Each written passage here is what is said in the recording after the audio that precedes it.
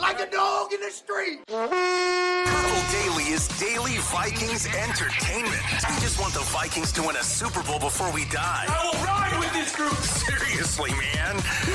Please. And away we go. I think people are going to probably call for us to rip the dog in the street thing off this. It might have been a 1-week thing if the Vikings keep playing the way that they did today in large chunks here. This is Vikings Vent Line, the people show, the most fan-friendly show, and in cases like this, maybe the most therapeutic show in Minnesota sports. We will turn the show over to you guys, as we always do here, in just a little bit, and get your thoughts unfiltered, unedited. Filter them a little bit. Don't get us in too much trouble. But we'll give all of our takes to start with here. And if you'd like to get on the show at some point, you can always send requests to vikingsventline@gmail.com. We'll try to get to as many of you as possible in the next couple hours. But before we do anything here, 2 shout-outs. North American Banking Company for sponsoring and presenting Vikings Vent Line, and Quick Trip. I could use a little cool down lap around Quick Trip. You know, I don't even know if I need to buy anything. I might just circle the aisles and let the steam come out of my ears. The nice thing about Quick Trip, Phil Mackey, is that it will never let you down. Unlike some of the sports teams in this town, guess what? You walk into Quick Trip, you know exactly what you're going to get. The play calling is fantastic. It never lets you down. And the quarterback is all of the great options, including if you have a sweet tooth. Quick Trip now, premium donuts, $2.99 for a 3-pack. Choose from Quick Trip's fluffy Long Johns, classic Bismarcks, or ring donuts. So delicious. They taste like the ones at your hometown bake sale. Again, $2.99 for a 3-pack. So stop in and get that tomorrow, or any number of things at Quick Trip, because they are the go-to place. When you've been let down, you can go to Quick Trip and get a pick-me-up. Let's start with Judd, who's at U.S. Bank Stadium right now. And then Dex is putting a bunch of Vikings fans here in the room. And so we'll get to you guys shortly. But what was your biggest takeaway from watching this game? It's another one of those games where the Vikings easily could have won. There's 2 games where I think that they just flat out were terrible, right? The Falcons game, the Chargers game. This was another game that was eminently winnable. They get off to a good start in the scripted plays, but my God, your quarterback can't play like that. Your play caller can't call plays like that. And plus, by my count, 8 of your 13 penalties were false starts. So you were a complete mess when it came to, and by the way, I believe that I'm here, which means it was a home game. Yes, there were a lot of Baltimore fans here, but no, it was not raucous enough to cause 8 false starts, which has to be a record of some sort. I actually felt empathy for the defense, because I felt in the second half, given the amount of plays that Baltimore ran and the time of possession, that the defense wore down. So I'm not even going to point a finger at them. McCarthy had a terrible day, which is to be expected at times, but he got no help. Starting with the clock management, if nothing else, at the end of the first half, which I thought was just absolutely atrocious. I really thought that that drive, which the Vikings, I think, ate up 40 seconds and gave Baltimore the ball back, was a problem. The drive early in the third quarter where they had McCarthy on 4th and 1, I think it was 4th and 2. Anyway, midfield, air the ball out. They went to an I formation, which switched into an offset I, thinking we've got the Ravens number. They think we're going to run, because who would run the football on 4th and short? And they put JJ in a place to make a pass that really is not his strong suit right now. And so I just thought, from the quarterback to the head coach to the penalties on the offensive line, I thought that the primary blame for what I saw in a really frustrating loss was an offensive game plan, an offensive day that was terrible for the majority of the key parties that should be included. Yeah, who's got the pie chart? Is this Judd's pie chart? Yeah, tomorrow? it's my pie chart. Yeah, it's my pie chart. We're gonna kind of wanted it, man. We're gonna have but I'm telling you, I think that, the defense gave up points, but I don't think the defense had a terrible day. I thought that this puppy was on the offense, and I just thought top to bottom it was just a terrible execution of what they thought they wanted to do. Yeah, it was, man, I'm jealous that Judd is slicing up the pie chart of blame tomorrow, because there's going to be a lot to go around. But I would say, well, turnovers, obviously, if you're going to turn, but it's more the story of the turnovers that bothers me, because you could do a pie chart of blame for the 3 turnovers and for the 13 penalties. 8 false starts at home, and there were some people trying to dig up, like, what is the context for that? And Benjamin Solak, before the 8th one, after the 7th false start, he tweeted out, "This is the first time since 2022 that any team has had at least 7 false starts in a home game." So if you want to do like pie chart of blame for the 8 false starts, a lot of that has to fall on quarterback. You are the center spoke for communication, for cadence. I remember it was like 4 years ago, and the Vikings started their season at Cincinnati, or 5 years ago, whenever that was. And we ripped the hell out of Kirk Cousins. Like, the season started, they had 3 false starts on the first drive. Like, why is that happening? On the road, okay, maybe, but when you're at home, it's not an issue with you not being able to hear something. It's either McCarthy needs to be better with his cadence and or communication. There's some missing link there, because it was across. It wasn't like one guy it was Jefferson had one, and we could talk about him too, by the way. I think that was one of the worst games of his career today. Not statistically, because he's had worse games statistically, but where was that guy today? The 2 interceptions, pie chart of blame. All right, well, McCarthy gets tagged with the 2 interceptions. One of them was a 3rd and 2 YOLO ball, essentially. No, 3rd and 1. It was a 3rd and 1 from the 50-yard line. That's the one. Run the ball. So there was a 4th and 2, the incompletion to Jordan. That's what I was thinking of. But that was later in the 3rd quarter, 3rd and 1 from the 50. And they set up in I formation. So it's like they think we're going to run. Well, guess what? Run the freaking football. I mean, we've kind of touched on some of these numbers throughout the last few weeks because it's becoming so glaring. But if you include, the Vikings faced 4 different 4th or 3rd and 2 or shorter situations today. And they punted on 1, which I would argue that the 4th and 2 from your own 38, a lot of coaches go for that. The Lions go for that. I think the Bills, I mean, if you have a great quarterback, the Ravens, I think you go for that. I think the Chiefs go for that. Kevin O'Connell almost always punts in those situations. He's one of the most conservative 4th down play callers in the entire league when it comes to punting or going for it. But then when he decides to run a play on 4th and short or 3rd and short, he is one of the most pass-happy play callers in those situations. And so today, the Vikings ran 4 different plays, or had 4 different opportunities on 3rd and 1 or 2 or 4th and 1 or 2. They punted on 1, had a YOLO 40-yard bomb on one of them for an interception, and then also decided to pass on the other 2 that you're talking about. And on the season, that brings the Vikings now to 4 for 19.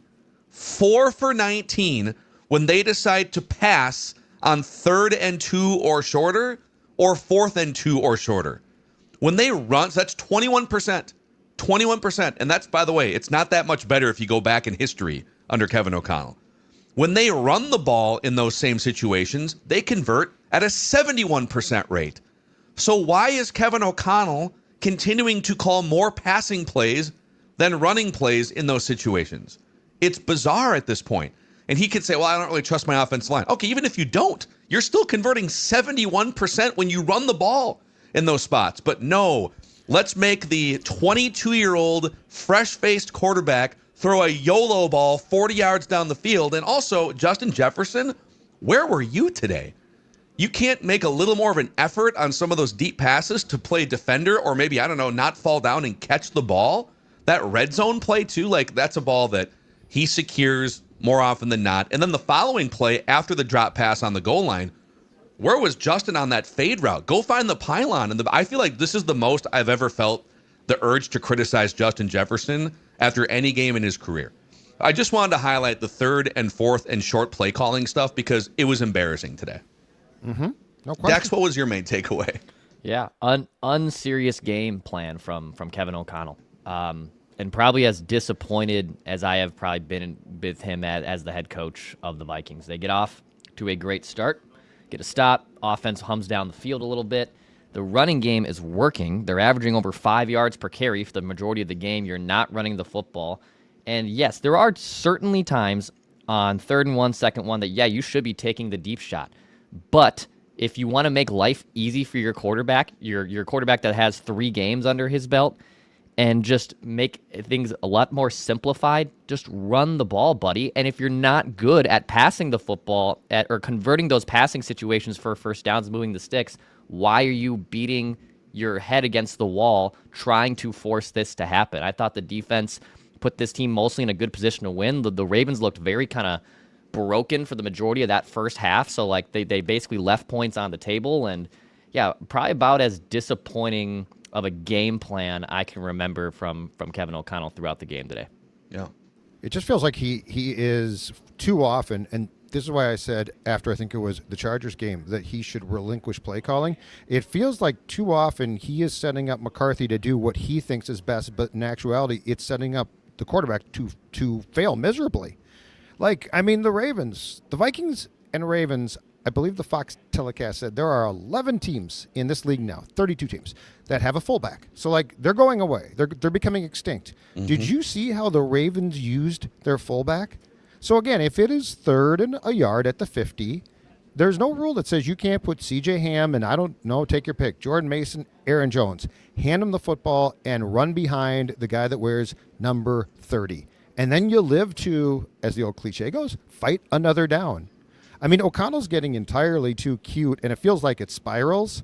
But there was just, point beyond that, the scripted drive that ended with the Aaron Jones touchdown and a fantastic pass. I think it was, 62 yards from McCarthy to Naylor. Beyond that, you guys, that was as disappointing of offensive performance and as just absolutely all around in every way, to me, flawed as we've seen. It's the high leverage stuff again, and there's been a couple games, notably the Bears game late, and even against the Lions, where they rose up in some of these spots. But the Vikings were 0 for their last 10 third down attempts offensively. I think they were 3 for 4 to start the game and finished 3 for 14. So I don't believe they converted a third down after the first quarter of this game. And so that's like, how do you lose a game in which you average 6 yards per play offensively? Well, you're terrible on third down. You dial up passes in short yardage, high leverage situations where statistically you are a far, far better running team in those spots. And turnovers and 13 penalties. Gain a bunch of yards. Oh, now you're back in 2nd and 15. Now you're starting 1st and 15, right? So, yeah, there's definitely some things for the extremely young and raw quarterback to be better about. Sailing throws to wide open receivers. Sometimes it feels like he doesn't quite know when to run and when to stay in there and keep scanning for options. Just needs to figure that out. And that was a disaster of a 2-minute drill, in part because McCarthy's never really, doesn't really had to do this in the NFL. And certainly at Michigan, he wasn't running a lot of 2-minute drills because they're up by 40 points every game. Yep. But that was all kind of a disaster at the end in the last minute 52. I guess my question for O'Connell is this. Do you really think a week of in the middle of the season working on a guy's mechanics fixes them completely? Because it felt like he went into today saying they're fixed. Like his footwork, just watch it. He's got no arm problems. Said 1,000 times, okay? But go back and watch the film now. What you will see, because I watched this, is when he gets set to throw, he will often do what an outfielder in baseball will do throwing to home plate. He'll crow hop it. Mm-hmm. So he'll literally do a crow hop. You know what that makes the ball do? One, it makes it sail. And two, it's exactly what you don't need. Like when we talk about layered passing, I guarantee you crow hopping a throw is not a layered pass attempt. It's going to be a bullet, and it's often, and this was the Jefferson problem, I think 4 times today. They're bullets, and he can't catch them. Also, it does. Code. I don't know if all of the throws that were batted were in this bin, because there was at least 3 or 4 batted passes at the line of scrimmage. Yep. But when you are sort of telegraphing, when you're loading up like that and you're about to crow hop your way into a throw, well, it allows defensive players to time up their jump a little bit too. So a million other things to get to and things to dive deeper on. There are currently 6,000 people in here for this therapy session. This is the place to be after every single Vikings game. Judd Zulgad, the sports dad, we're celebrating. At the stadium. We're out of YouTube jail. Declan and Phil Mackey here. And if you haven't already, you can help us keep growing this incredible podcast platform by clicking the subscribe button on the Purple Daily YouTube channel and the like button on this video. And also, if you're listening on demand on Apple or Spotify, a 5-star rating or a positive review both go a long way. So, Dex, where do you want to start here on Vikings Vent Line? Yeah, let's go to Chase here, who's at the stadium. Chase, what's up, man? How's it going, guys? What's up, Chase? What are your thoughts, man? My thoughts are that Kevin O'Connell keeps saying that organizations fail quarterbacks, but it feels like he's failing ours this time around, just not calling the runs on the short yardage plays. How do we keep setting them up in those scenarios to just fail? And then Justin Jefferson just did not show up today. It was very clear. A lot of the routes that he was running, even when he wasn't involved, he was slacking, it seems. So that's all I got for you guys, but look forward to listening. Right on, man. Yeah, thanks for chiming in from the stadium here. We can bank some of these and come back. Let's definitely come back to the Jefferson thing. But who's next on Vent Line, Dex? Yeah, let's go to Ryan next year. Hey, Ryan, what's up, man? You're on Vent Line. So I think, like I normally do, I agree with the sports dad on this one. It's time for Kevin O'Connell to relinquish his play calling duties. It's getting ridiculous. The third and short, you guys touched on it earlier, 21%. I just can't. I don't understand. Is he too stubborn, do you think, to run the ball there? Yeah, Judd, why do you think? I mean, they're not. By the way, Ryan, thanks for jumping in, supporting with the Purple Daily hat there. They have all the information, all the data. Like these numbers that we're putting out there, I would think that they are privy to. If we're just idiots on a podcast that can look up like, oh, how often do you succeed when you run the ball versus pass the ball in basic situations? So if he knows that they fail almost every time dialing up a pass on 3rd or 4th and short, why does he keep doing it? I think the correct word was just used. I think he's incredibly stubborn. I think he thinks what he's calling should work, and he doesn't understand why it can't be executed. And he works with McCarthy and talks to McCarthy, and he's talking to him until there's 15 seconds left on the play clock. And I think he's stubborn as hell. I think he just thinks it should work. But, if you go back to the start of the game, all right, so let's just say that the scripted plays run 12 to 15, right? If you go back to the start of the game, the first drive, which was incredibly effective, and the last 2 plays were McCarthy to Naylor for a 62-yard gain, and then a 4-yard touchdown run. By the way, Eureka, a touchdown run in the red zone. I did not know that could happen here, but it can. That's your first drive, and that was 7 plays. Okay, so that's perfect. Then you go to the second drive, and it doesn't work as well, but it's not a disaster. If indeed the scripted plays, long story short, if indeed the scripted plays were 15, they ended at the first false start. So it just, and it felt like, I'd like to focus on the end of the first half decision to try and throw the ball and stop the clock and give, it's Lamar Jackson. Run the three straight passes. Correct. 3 and out. Yeah, it was a completion, and then it was 2 incompletion. But you took 40 seconds off the clock. You could have taken way more than that if you had tried. Whether it's the end of the first half or whether it's some of these short yardage situations that we've been talking about forever now, Kevin O'Connell calls plays in some of these situations like Matthew Stafford is still his quarterback in 2021, or like Kirk Cousins is his quarterback, or even like Darnold. Darnold was a sort of a pseudo bust coming into the Vikings, but that dude was in the NFL for like 6 years and had at least been around the block enough, has seen enough defense. He played in 50 NFL games or whatever it is, and Cousins had played in 100 games. And yeah, like you'll call plays. In fact, the only 2 teams in the league that on those short yardage situations, the only 2 teams in the league that pass the ball more often than the Vikings are the Lions with Jared Goff, who's one of the best quarterbacks in the NFL. He's been in the league for almost a decade. He's seen everything. Incredible weapons everywhere. I would also argue that the Lions do a great job marrying their play-action game with their sort of short game, passing game. And the other team is the Dallas Cowboys. Again, Dak Prescott's been in the league for a decade. He has seen all the defensive looks. He understands, okay, here's what needs to happen on a 3rd and 2. And then if you want to look at, besides the Vikings, the other teams that pass the ball almost as much as the Vikings in those short yardage. It's the Rams with Matthew Stafford, the Chiefs with Patrick Mahomes, and the Denver Broncos with Bo Nix. But Sean Payton, I think, over 20 years has become one of the Hall of Fame caliber offensive schemers and play callers and diagrammers. So, all right, you kind of give him the benefit of the doubt. Sorry about that. I muted myself and then couldn't get my mouse back. My bad. Anyway, False start. Yeah, exactly right. There's false start 10. Only 12 more to go for us. Yeah. Not 9 or 10. But what I don't understand is, okay, if the passes were like short passes on third down, right? 3rd and 1. I still don't love it, but I sort of can get that.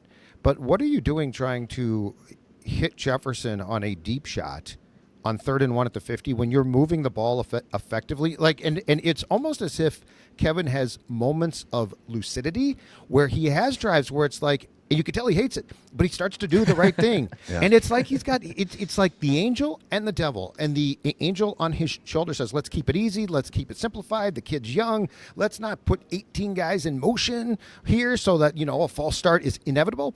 And look, I mean, JJ had a terrible day. I'm not allowing him off the hook for 1 second. But I am saying I'm watching that game from what he's being asked to do. And it's like, okay, there's certain days, some of this stuff might work, Detroit, for instance. But today, it was very clear pretty early that you were going to have to or should simplify things. And I'm sorry, man, but at the 50-yard line, when you are moving the ball and you have an opportunity to drive down for a touchdown, as ugly as that touchdown might be, how do you take a deep shot to Jefferson there? Knowing that an earlier one, I believe, if I'm not mistaken, I think that was the second one, knowing that an earlier one had been picked off. And by the way, those balls, when he throws that ball in particular, and this is the difference between a guy with a strong arm and a guy with touch deep, McCarthy does not have a ton of touch deep yet. So like when he throws, the one that comes to mind is the old school Randall Cunningham to Moss pass. Mm-hmm. It hangs up too much. It looks like a punt at times, okay? Like the pass to Naylor was great because it was a dime, and it was a great play.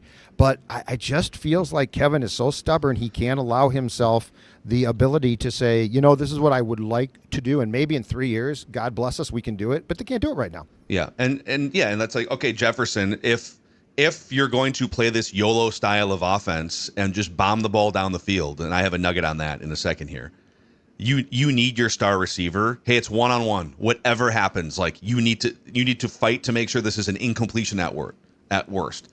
And there were 2 of them where he fell down on one of them, and then the other one, he just like didn't put up much of a fight for it. It was bad. One more nugget, and then we'll get back to the Vent Line therapy session. So coming into the game, JJ McCarthy had the highest average depth of target of any quarterback in the league. That means that of all the quarterbacks in the league, McCarthy is being asked schematically to throw the ball further in the air per pass than any other quarterback.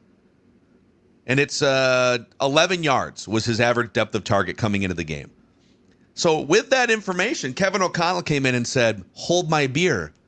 He averaged 12 yards depth of target in today's game. And there were a couple little tunnel screens here and there and whatnot. But, it's like, guys, what are we...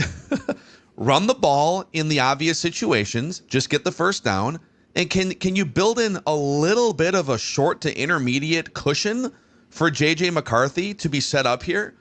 It's crazy. Like so Josh Allen, Lamar Jackson, Joe Burrow when he was healthy, Patrick Mahomes, Matthew Stafford, none of them are throwing the ball down the field as much as JJ McCarthy is. So either that is a schematic issue on Kevin O'Connell's part, or McCarthy is taking liberties with the system and just gas pedaling it when it's not necessary or not advised.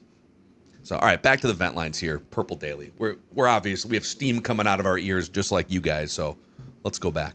Yeah, let's go to Mike here. Mike, what's up, man? You're on Vent Line. Hey, you guys hear me? Yep, we got you. We got Perfect. you. Perfect. I just wanted to get your guys' take. Originally, I was going to talk to you guys about the whole 3rd and 1 deep bomb to JJ. And I just didn't get it. It just didn't make sense. But you guys have all already kind of tagged on that, and I'm sure more people talk about it.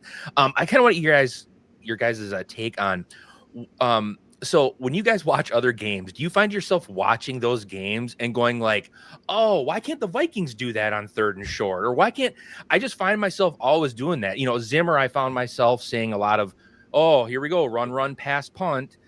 With KOC and Cousins, it was a lot of, oh, here comes a screen on 3rd and long for 3 yards.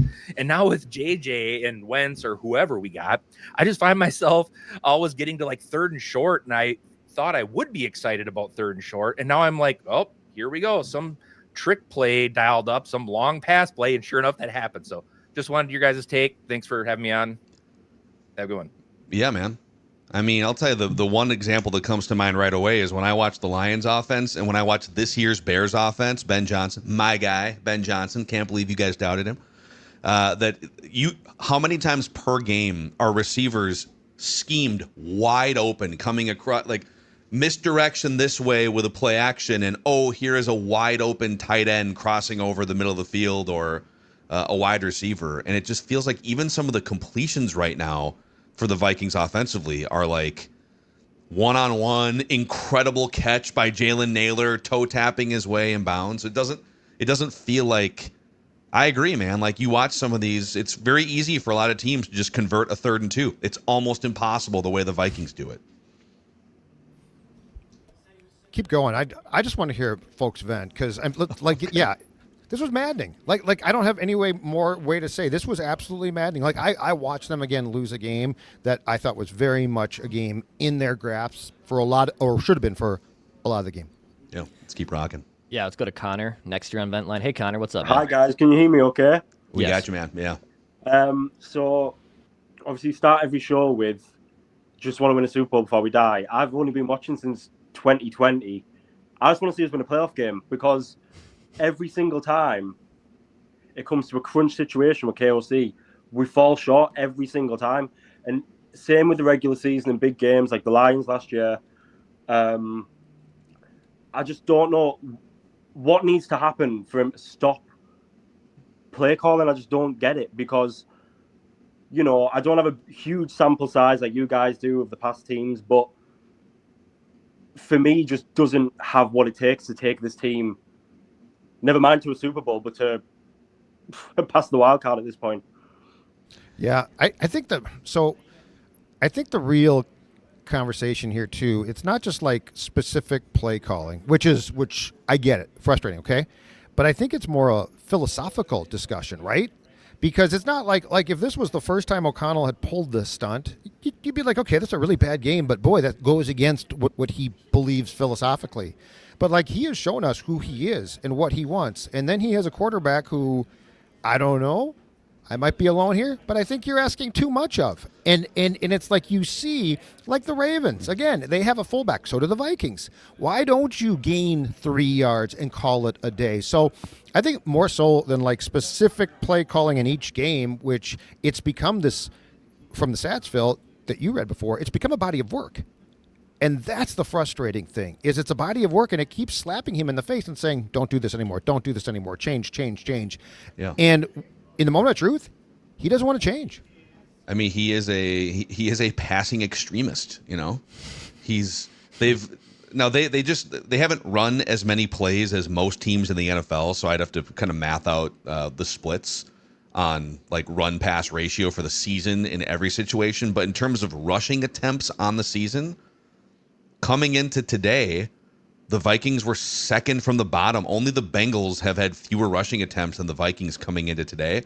The Vikings did pass the Titans, who had played their 9th game. But they're like bottom 3 or bottom 4 in rushing attempts with a young core. So you're saying you're going to be bottom 3 in rushing attempts and number 1 in how far you're asking your quarterback to throw the football? Man, like, you're going to have to do a lot of convincing to convince me that is the best way to develop a 22-year-old. And maybe he'll sort of find his way through this and thrive either way. But you're putting a lot on this dude, and I just don't know that falls under the category of what's best for the development of a quarterback. If you don't want to put a premium on trying to win, then I guess go for it, and he might develop, and you're going to lose games. Last time I checked, they were trying to win. Yeah. Well, but don't you think those could be married? Like, I would argue that Oh, yeah. Statistically, running the ball in certain situations where he's currently passing is both A, helping take some stuff off your own quarterback's plate, therefore helping him develop, and B, helping you win. But if he told you, if he came on our show, don't think it's going to happen, but if he came on our show again and said, guys, I don't care about wins right now. What I care about is getting this guy to be the quarterback that I want as soon as possible, and therefore I am going to pass. Screw you guys and your theories, and I don't care about the stats. Then I would say, okay, well, if you don't want to win and you're willing to just sort of go down with the ship, but they're trying to win games, and he's trying. Like, you can't have both things right now. You just can't. Maybe in 3 years you can. Back to the vent lines here in just a moment, Dex. Let's shout out MSP Plumbing, Heating, and Air Conditioning. And we'll keep our eye on what Kevin O'Connell and others are saying at the podium and relay that to you guys as well. Judd.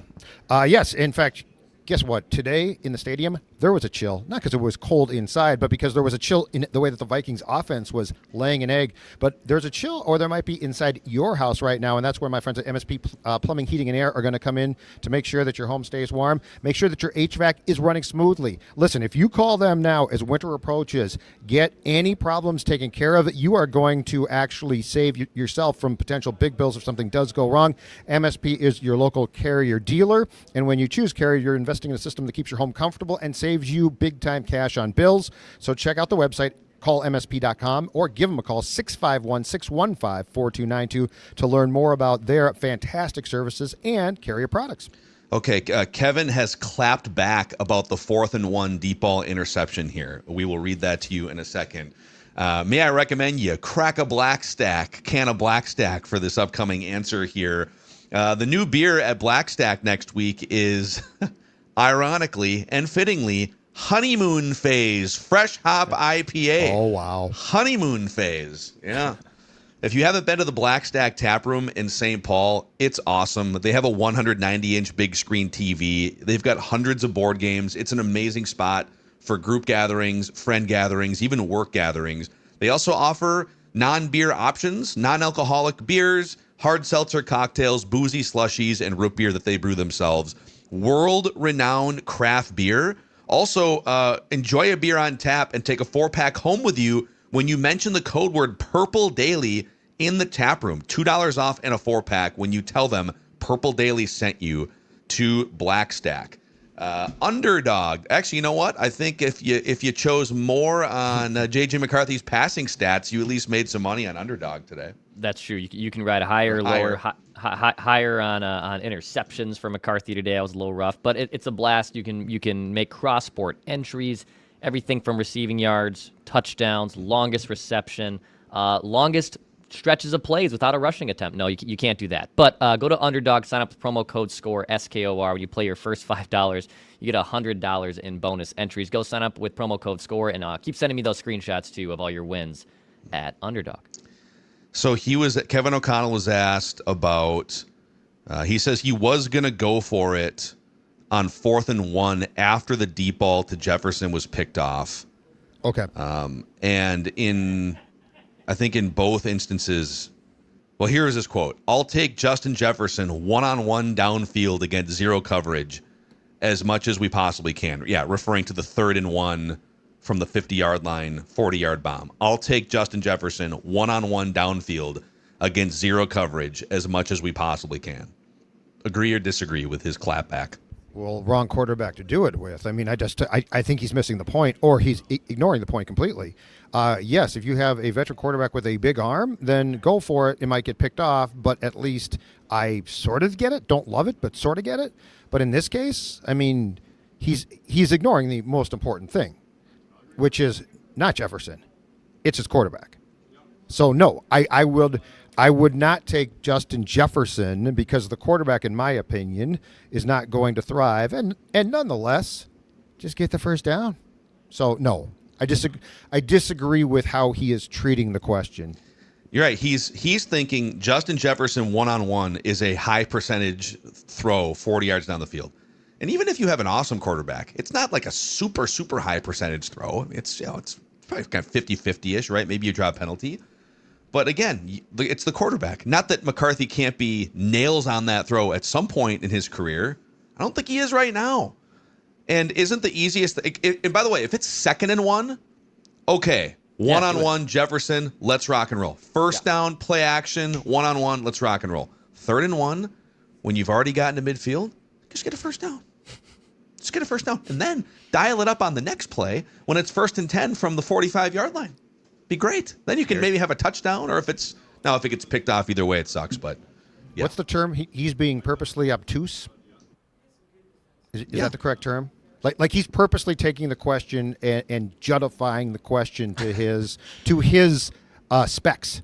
But I think not to like put pressure on the beat here, but I think the question becomes, okay, statistically, factually, you are now 4 for 19 when you throw the ball on 3rd and short and 4th and short. Why is that? Would love for him to give an answer on that. Why is that? Well, we're not executing right. Okay, well, do you feel like then it makes more sense to lean into the higher percentage play in that spot, which is run the football at a 71% conversion rate? Anyways, back to the vent lines here, back to the therapy session. Still almost 6,000 of you hanging out with us, commiserating, complaining about this putrid loss. Who do we got next, Declan? Yeah, let's go to Noah next year. What's up, Noah? You're on vent line. Hey, what's up, fellas? Hey, man. How you doing? I have a reckless speculation, if I may. Oh, sure. Yeah. Well, there it is. Speculation. Gotcha. I think the vibes have been off since that leak week 18 last year of O'Connell maybe getting traded as a coach. I believe it was Glazer that put out that report. And something ever since then, I mean, yeah, we got beat down pretty good by the Lions and then the Rams and everything this year. I mean, the Addison benching and I don't know. There's something off. I mean, you can see it with Jefferson's body language too, and Harrison Smith kind of feels like he's not maybe trying as hard either. But yeah, that's just kind of my take with how things are going right now. Something's off. Yeah, Noah. Yeah, I agree with that. On Harrison Smith, he's just old. I don't think it's anything to do. He's too old. I don't think it has anything to do with him not trying. I think I think when he gets picked on, like when he's part of the defense and sort of the brains of the operation, I mean, the dude's, 30-something? He's in his prime still. But when he actually has to physically do things now, you can see it. Look, I mean, this day was going to come, right? Like every time he came back, he was running the risk of being exposed for being too old at times. But yes, I think the vibes are weird. I can't put my finger on it. I will say this. There's always a ton of things inside the team we don't know. Like there's always, do I feel it feels odd? Yes. Do I know exactly why? No. Do I think that there is about 20 things we don't know probably going on internally? 100%. Neither here nor there, but the Seahawks are up 28-0 on the Cardinals right now. The second quarter just started. Sam Darnold is 7 for 8 for 95 yards and a touchdown, 155.7 pass rate. Sorry, just a random aside there that has nothing to do with anything. Who's next on Vikings Vent Line, Dex? Okay, Duke is outside with a golf club in hand, and I'm a little concerned. Duke's ready to send it right now. Hey guys, how are you doing? Good, man. Are you What's ready going on? for some positivity? Oh, It's much needed right now, as I can tell. I'm All right. curious what the got a lot of commenters are things. going to say here. This is going to be interesting. I got a lot of things. I'm going to try to blitz through it as fast as I can for you guys. So first thing, let's all take a deep breath, all right? Just like JJ McCarthy, just take a deep breath in, breathe out. Things are not that bad. The defense played one of their better games of the year. They looked outstanding. Andrew Van Ginkel, awesome. They play like that. Doesn't matter what the offense is doing. We're in contention of every single game we play the rest of the way. Second, KOC's bad play calling. I get it. He was bad. We need to run the ball. We took the ball out of Aaron Jones' hand when he was hot. We need to let him run the ball when he's hot so that JJ McCarthy can settle in and find a groove. That didn't happen. KOC's not getting fired. Calm down.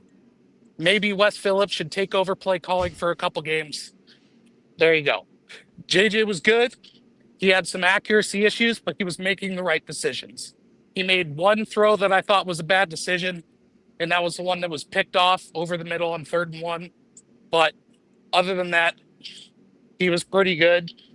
If you look at the throw, the first interception, the throw that was supposed to go outside the numbers that was picked off by the safety, covering over the middle of the field. If it goes to the outside of the numbers, that's a touchdown. You'll find that in the all 22 tomorrow. Wow, love it. O-line coach needs to be fired. 7 you're starts straying away from the positivity. What are you doing? You're straying away from the positivity. What are you doing? I'm sorry. That's on me. I'm just saying we have some problems with the O-line coach. Ed Ingram's thriving as soon as he gets out of Minnesota. O-line coach has some problems. 7 false starts at home. That's disgusting.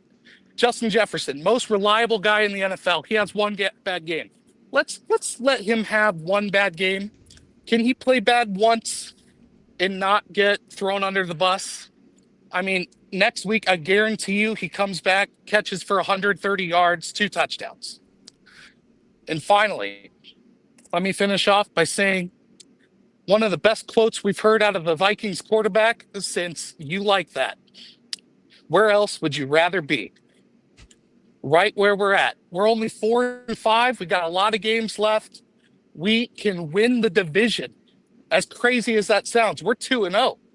We just have to beat the Bears, the horrible Packers. If you didn't see Jordan Love throw these terrible interceptions the last couple weeks, he sucks. We are totally fine, guys. Totally. Let's just take a breath, breathe it in. Totally fine. As And we're relax. Thank you, guys. I appreciate it. Everything's totally as the fine. plane is falling from the sky. Don't worry. We're losing altitude. You send in those positive takes. Love it, dude. Duke, the commenters definitely rejected Duke's positivity, but Duke, you be you, and you keep spreading joy in the world.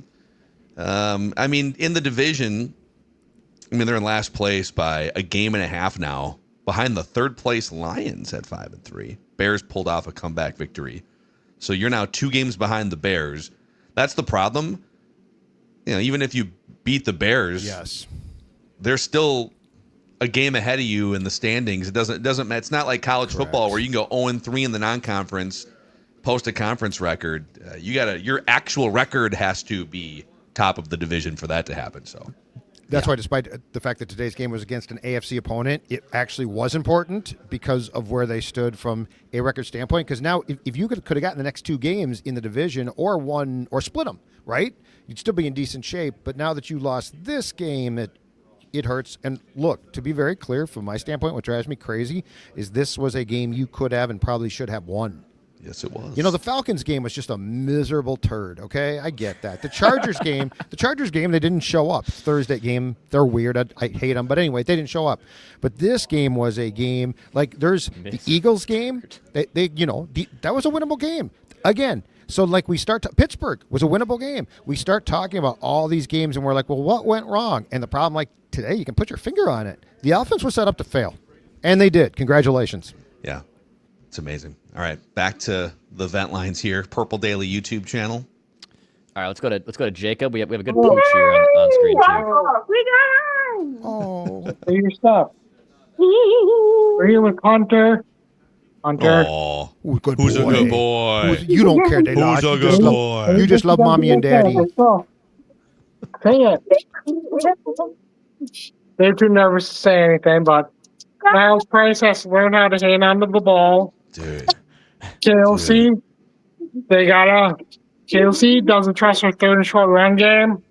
And JJ McCarthy needs to know when to take off running instead of standing into the pocket. We got a kid. Yeah. And Keep putting the animals on screen. Oh my God, this is great. You got the kitty cat. The dogs are always very willing and able. The cats are like, why am I on camera? Give me the hell. Stop touching me. Our dog in already. Thanks, guys. Thanks, Jacob. Appreciate Jacob. Thanks. Yeah.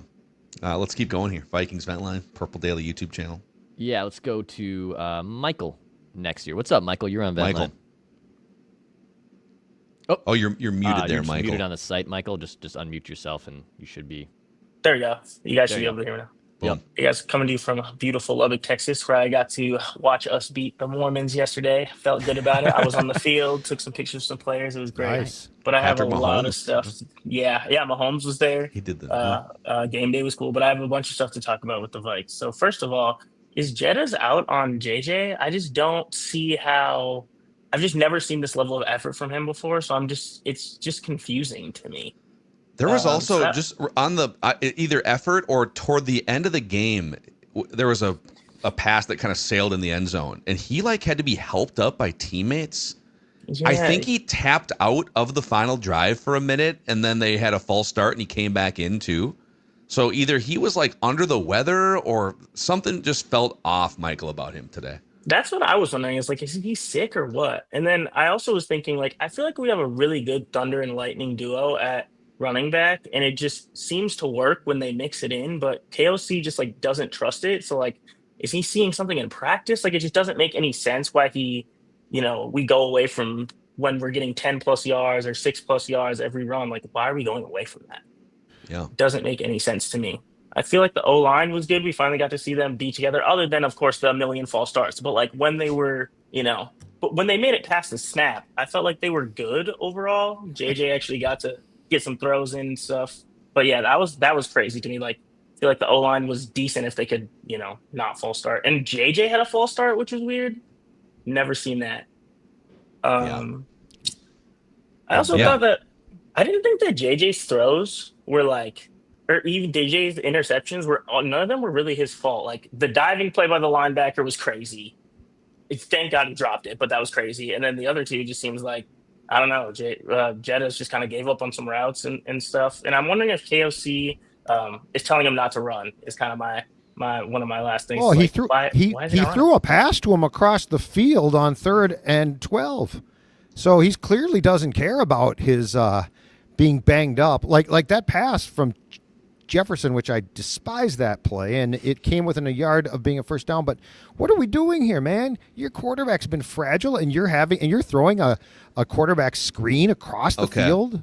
I'm glad you brought this up. Ridiculous I immediately play thought that one did not fall in the Judd-approved trick play. I hate there. that play. Too much side to side. I hate that play because of the pass by Jefferson. You wouldn't ask your quarterback to make that pass. I hated much more the decision to punt it after doing that. Yes. That's sure. the mistake. That's the mistake. But you're literally playing Russian roulette with a quarterback. Okay, but yes, fine, I agree. I agree. You're in third and you're in second and you're in third and long, and you accomplish the goal of getting the chunk play to now make it a very 4th and manageable. It's 4th and 1. Like if that play fizzles out from the line of scrimmage and it's a complete disaster, let's rip the play. You are now 2 yards away, Kevin. You're at midfield. This is not a completely disastrous, insane, gutsy call to do it. You're 2 yards away from getting the first down. Do it. What are we afraid of? Yeah, I'm with that. I mean, if you want to sit and nitpick like the trickeration falling into the approved Judd bin or not, I mean but the play gained like 10 or 11 yards. It gained 11 yards. It was a chunkish play. It's 3rd and 12. Yeah. And I kind of thought, if you're gonna dial that up to Dex's point, and you're like in that gray area in the middle-ish of the field, you're like around the 40-yard line. I mean, mission accomplished. All right, let's go for it and rock and roll. 100%. But if you knew that you were going to punt it, if you didn't get it, why would you waste that play in that situation? Well, why would you waste the play? At least run the play on the plus side of the field so you can kick a field goal. But it's like the timing of the play. So my issues with that play were more of not going for it on 4th down. 100% agree with Declan. And then if you weren't going to go for it on 4th down and it's just a throwaway because, if we're not going to get it, then the timing of it bothers me more than the actual execution or the danger of it. Big picture, it's a terrible play call because you need to protect your QB. Within the game, it was ridiculous not to go for it. So I'm with you guys too. I hated the whole I hated both sequences because I thought that long term and short term they were both ridiculous decisions. So okay, Vikings Vent Line here, a little therapy session. Not sure if we've calmed down at all in the first 50 minutes, but we'll try. Let's go to Jesse next year. Hey Jesse, you're on Vent Line. Hey, first time calling in. You can hear me, right? Yep, yeah, we got you, man. Okay. I'm gonna give more of just a balanced take. I'm not out on JJ yet. He's been inaccurate, but this is his 4th game. He could be a lot worse. He's not Ponder yet, so let's chill on the tearing him down. The running, we need to run the ball a lot more. Aaron Jones had 9 runs for 47 yards. Mason had 4 for 25. So they're doing good, but they're not running. It's driving me crazy. Yeah. Way too much is being put on JJ's shoulders. It violates the Kevin O'Connell rule of if you're not up by 10, you can't pound the run. Even if you Right. are up by 10, at least look at the play calls that start with pass before you go to the run side of the play sheet. Right. Our defense is playing too good to keep putting them back out there. That's all I got, though. Jesse, thanks for jumping in for the first time. Yeah, I think we should make it clear, too. If McCarthy has a bad game, we're going to talk about it. But until we say individually we're out, we're not out on him. But I mean, he didn't have a good game, so I'm not going to sit here and make excuses for him. But that does not mean that I think that the Vikings should bail. Like, this is going to take some time. What I want is I want him to have some help from the guy who's calling the plays. Yeah. Considering what McCarthy was being asked to do today, which is hunt down the field more than usual, play from behind because of turnovers that were somewhat self-inflicted because he technically did throw the 2 interceptions. The penalties, which he also has a hand in some of those false starts. He's the guy calling the cadence out. So some of it is self-inflicted, but a lot of inaccuracies. 2-minute drill was a train wreck, et cetera, et cetera. But there was also some good here. He dropped back 42 times, only took 1 sack. That's a huge improvement from the first few weeks where he's been taking like 5 sacks, 6 sacks, right? I thought some of the chunk throws down the field, the scripted stuff, like there was definitely, it wasn't like, oh God, this is an abject disaster. There is a lot of good layered in with, but this is how it's going to be. By the way, strap in because even if he becomes an awesome Pro Bowl caliber, like top 10 dude in the league, that won't manifest maybe for another year or two. And there's going to be a lot of roller coaster riding up and down. And we just haven't had a lot of that watching this football team. If unless you go back to like the Tommy Kramer days of 50 years ago, it's been a while since the Vikings have, a little bit of Teddy Bridgewater, but even that pretty quickly, like, okay, after like 15 games, injured, out, career altered. So Christian Ponder, you could tell pretty early, like year 2, about start number 12, like, okay, this dude can't go through progressions. He's not a leader, none of that stuff. Just as far as how he was used, the closest parallel is probably Culpepper, right? Because he sat out his entire first year, like McCarthy, came in, and I mean, there were bumps in the road there too, as well. Was asked to throw YOLO balls all over the place. Yeah. Yeah. So, but back to Jefferson for just a second. Do you guys think there was frustration that went beyond McCarthy? Do you think, because I mean, he's a smart football guy, like JJ's sharp, Jefferson is. You guys think that there was just a frustration with what the plan was? Like, I could see him being more pissed off about the plan than actually being mad at McCarthy. You're saying who was? I'm saying, do you think that Justin Jefferson? Oh, Jefferson. In this, yes, sorry, Jets, not JJ. Do you think that Justin Jefferson's sort of like mood, attitude, whatever sort of came through the TV screen today, had more to do with what the game plan was than like being frustrated, that he was overthrown on occasion by JJ McCarthy? I think he was sick or something. Okay. His teammates having to help him up off the ground in the end zone. Go back, we have to go and pull up the TV footage or whatever again. But I saw what you're talking about. There was like a weird moment where corner of the end zone. Corner of the end zone, and he could barely get off his feet. It was the 2-point conversion. Yeah, it was the 2-point conversion. Yeah. So yeah, that might be right. It was weird. Was he exhausted? Like, I don't think so. But then he tapped out. I'm pretty sure. I don't want to pin this on him, but I think he took himself out of the game on that final drive, and then they had a false start, so he didn't actually miss a play, and then he came back in or something like that. No, they didn't have a false start on that one, did they? It's ridiculous. Let's go back to the vent lines here. Yeah. Blake, what's up, man? You're on Vent Line. Hey, what's going on? Hey, man. I blame this on KOC. 100%. The play calling was bad. Yeah, he just sucked. Yeah. I mean, it was absolute garbage freaking play calling. Like, the run game's going good, and then all of a sudden you go away from it. It's the same thing with the freaking Falcons. Jordan Mason had a great day. Aaron Jones had a great day. Yeah, I mean, thanks for jumping on, Blake.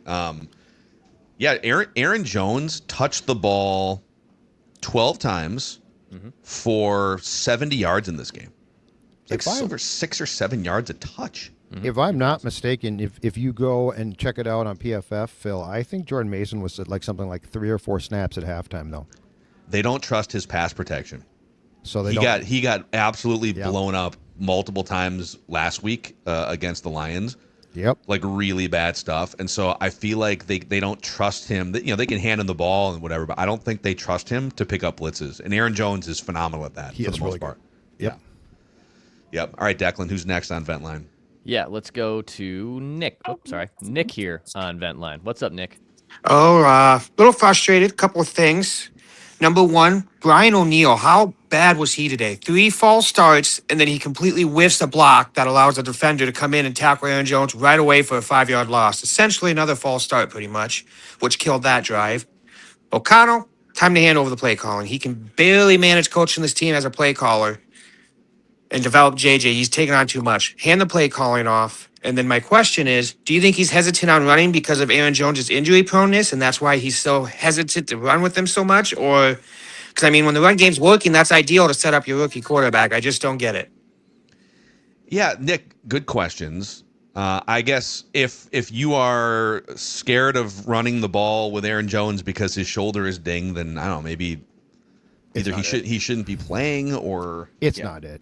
I mean, at the end of the day, I think JJ ran 5 times. He got a pass thrown to him. Carson Wentz was essentially dead on the field and kept playing. So, no, I don't think this has anything to do with, oh, my God, the guy might get hurt.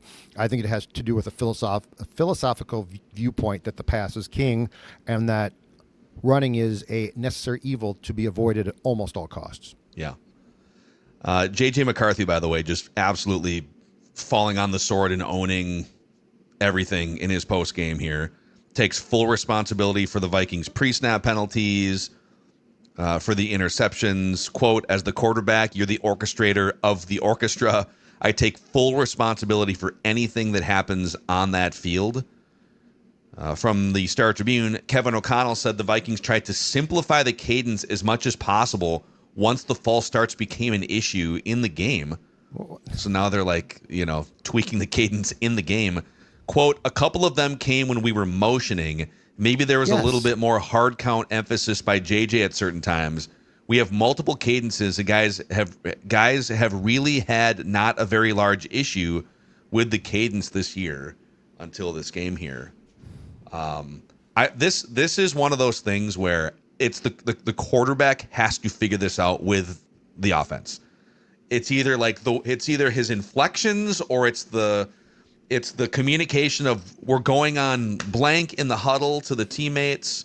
It's the way that he's clearly trying to use hard counts to get the defense to tip something, which is that's like a veteran thing. I kind of love that he does that. He's going up there trying to play some chess. Oh, did someone flinch? Oh, you just tipped your little blitz hand over there, right? So he's trying to play some chess, but meanwhile, his teammates aren't getting the memo, or there's some communication issues between them. You can't have 8 of those in a game. You're probably not going to win. I wonder, too, how much the fact that they don't have a veteran center hurts them. It does. I'm Oh, sure it totally is. that Boone could speak, and Searles as well, speak to that a lot, because it feels like there's probably things that Brandel does not know that like Ryan Kelly does know that they could almost just take care of. So, but I'm also curious, why was it an out-of-control problem in a home game today, but I don't recall it being an out-of-control problem against the Lions, indoors, by the way, on the road? Yeah. It seems sort of odd. It is. It's super odd. But it makes a little more sense because if you're in a road environment, you're going silent. You're doing, the ball is being snapped. Guard, they would have had fewer false starts if the guard is looking back, tapping the center, and you're going like you are on the road. Right? They wouldn't have had 8 false starts if they were doing that today. Yeah. But if you have to do that at home, then you got problems. It's a bad look. Is that what you're telling me? Yeah. All right, we're gonna get back to the therapy sessions here in just a little bit, boys. But you know what? Let me grab my Pendleton here. Where's my Pendleton? Slam it. Whiskey. Pendleton. No, I drink responsibly. Okay, Pendleton I appreciate that, Phil. whiskey. These 10-year stadium anniversary bottles here. This is the 2025 Vikings limited edition of Pendleton, which is a proud partner of the Vikings. And Pendleton is the whiskey you want for your Vikings game days. Ideally, it'd be like a celebratory sip at the end of the game or the day. This is going to have to be one of those they lost, and I'm still going to enjoy some Pendleton whiskey. Smooth enough to sip after a win, bold enough to remind you of the work it took to get there. Pendleton whiskey is not just poured, it's earned. Stop into your local liquor store and ask about Pendleton whiskey. 2025 Pendleton Distillers, ProximoSpirits.com. Please drink responsibly. The Canopy Group also helping to present Vikings Vent Line today. Judley? Yep, exactly right. Look, when you're talking about this group, they're an in-state-based independent insurance company that has your best interest in mind. Much like a great sports executive, what they're doing is they're constantly on the lookout for the best talent available. The Canopy Group does the same for you when it comes to getting the best insurance coverage at the best price. They work with 16 groups of top-tier companies to make sure that you have the best insurance roster available for auto, home, health, and business. And then when it comes to renewal time, they're going to get in touch with you to make sure that your roster is set for the upcoming year as well. So give them a call, 1-800-967-3389, or check out their website, thecanopygroup.com. That's thecanopygroup.com, 1-800-967-3389. Yeah. That's Sonny in the background saying, hey, don't forget about 2 men in a truck, Dad. That's right. All right? 2 men in a truck. Hire the experts, buddy. That's what we do here. We hire the experts at 2 Men in a Truck. We make sure that that they handle the moves. I don't have to figure out, like, you know, the weird guy that has a truck that I have to deal with. Instead, I have the pros. They have all the different size trucks. They're going to make it happen. My guys, Artie and David, help my move happen. They help Phil's move happen as well. Go to 2meninatruck.com to get your quote today. No hidden fees, no weird service charges at the end. It's very straightforward. Plus, they'll just send you over a spreadsheet. What needs to get out of this house safely and appropriately, and they'll handle that for you. Go to 2meninatruck.com and tell them that Purple Daily sent you. Dude, the ass kicking's happening in these afternoon games right now. Seahawks 35 rip right now on the Cardinals. Rams on the road 21-0 at San Francisco, and then the Lions 22-3 over the Commanders right now. So, gonna kind of probably abort mission on those 3 games pretty soon here, unless you're Scott Hansen. All right, who's next on Vikings Vent Line? Yeah, let's go to Isaac next year. Isaac, what's up, man? You're on Vent Line. Oh, look at that. I can't hear anyone, but Judd, huge fan. JJ McCarthy is a bust. I could have told you that on draft night. I'm sorry. I hate to say it. You're blaming everyone but the guy. This is a real quarterback right here, Sam Darnold. That's all I wanted to say. Love you guys. I'm out of here. I mean, I love you guys. I watch you guys every day. Love it, Isaac. He can't hear us, but we love you too, Isaac, even though you are prematurely hitting the ejection button on JJ McCarthy, but that's fine. Who's next on Vent Line? Yeah, let's go to Sam next year. Hi, Sam. Hi, What's we're going so on? happy to be on. Thank you. Welcome in. Long-time listeners and first-time callers, and I'm going to hand this over to my son with our Vent Line. What's going on, buddy? Can you hear us? Yeah, my name is Noah and I'm 5. Hey, Noah. In my vet line is Renegade Ball KO. Thank Yes. you. Let's call the day right there. Let's call the day. Tell him again, Noah. Tell him again. My name is Noah. Renegade Ball KO. That's right. And listen, I mean, come on. Noah, thank you guys. Thanks, Noah. Great stuff. Great stuff, dude. You know, Noah hasn't been watching football that long. He's 5 years old, and even Noah knows. Run the damn ball. That's a great mom, too. Mm-hmm. She gets the kid on. It's cool. That poor kid, though, in 15 years is going to be so embarrassed because I guarantee you that this is going to be saved, and she's gonna have that. He's probably in 15 years, whatever platform. I don't know if YouTube is still going to be a thing in 15 years or what, but Noah will be jumping onto shows like this, complaining about run-pass ratio. Yes, It's going to and be a way KO of will life. still be passing the ball too much. Probably. All right, let's keep rocking here on this therapy session. Vikings lose to the Ravens. Let's go. Is it Trackus? That's me. What's Hey, up, man? Trackus. Hey, just got to say thanks for having me on. To go back to the 3rd and 1, I absolutely loved the play call. I know you guys don't, but how many times are you going to get a one-on-one with a cornerback, with not a guy like Roma Dunze, but a guy like Justin Jefferson, deep downfield. It was a crappy run out, but I absolutely love the play call. You run the ball on 4th and 1 if it goes incomplete. I don't know. I don't understand. I get the short yardage situations with KOC, but I absolutely love taking a shot there on a one-on-one to the best wide receiver in football. Was that a poker reference? Didn't mean to if I did.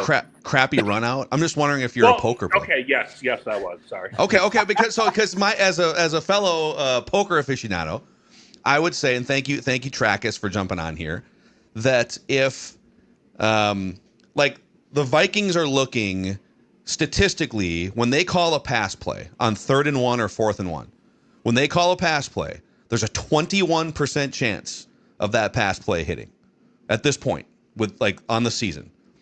And that's about the same chances as if you're playing Texas Hold'em and you got a flush draw and you got 2 streets. There's about a 25% chance. Like, all right, you got to know your odds. And in that situation, I'm looking for better than a 20% chance that play results in a first down. Now, he did say in defense, Kevin O'Connell, that if it doesn't hit, but it's not an interception, I'm going for it on 4th and 1. But I can guarantee you, they're not running the ball on that 4th and 1 based on prior history. So I think if you had a different quarterback, Yes. or maybe some of it is schematic, your chances are higher than the 20% that the Vikings are sitting on when they call a pass play in those situations. If you're the Chiefs, you pass all day, baby. Yep. You got Patrick Mahomes out there, Travis Kelce, telepathy.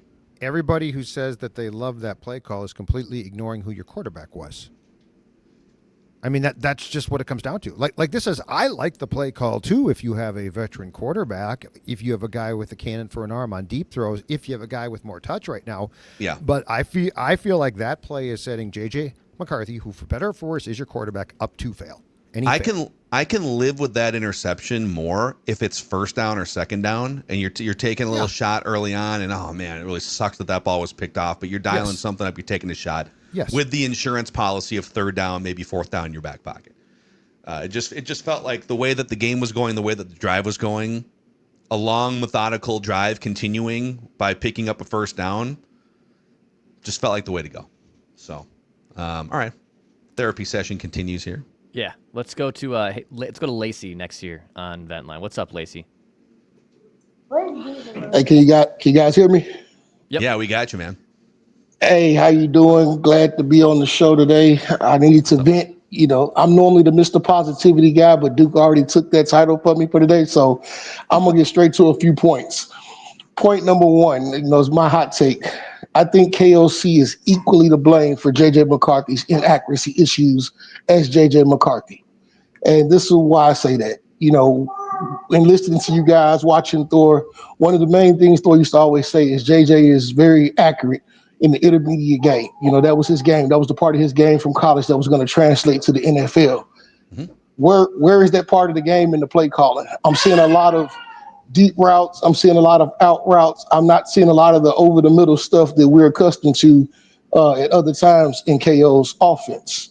My next thing, I think we miss Josh Oliver more than anybody ever realized. The reason I say that is because the tight end is supposed to be the quarterback's best friend.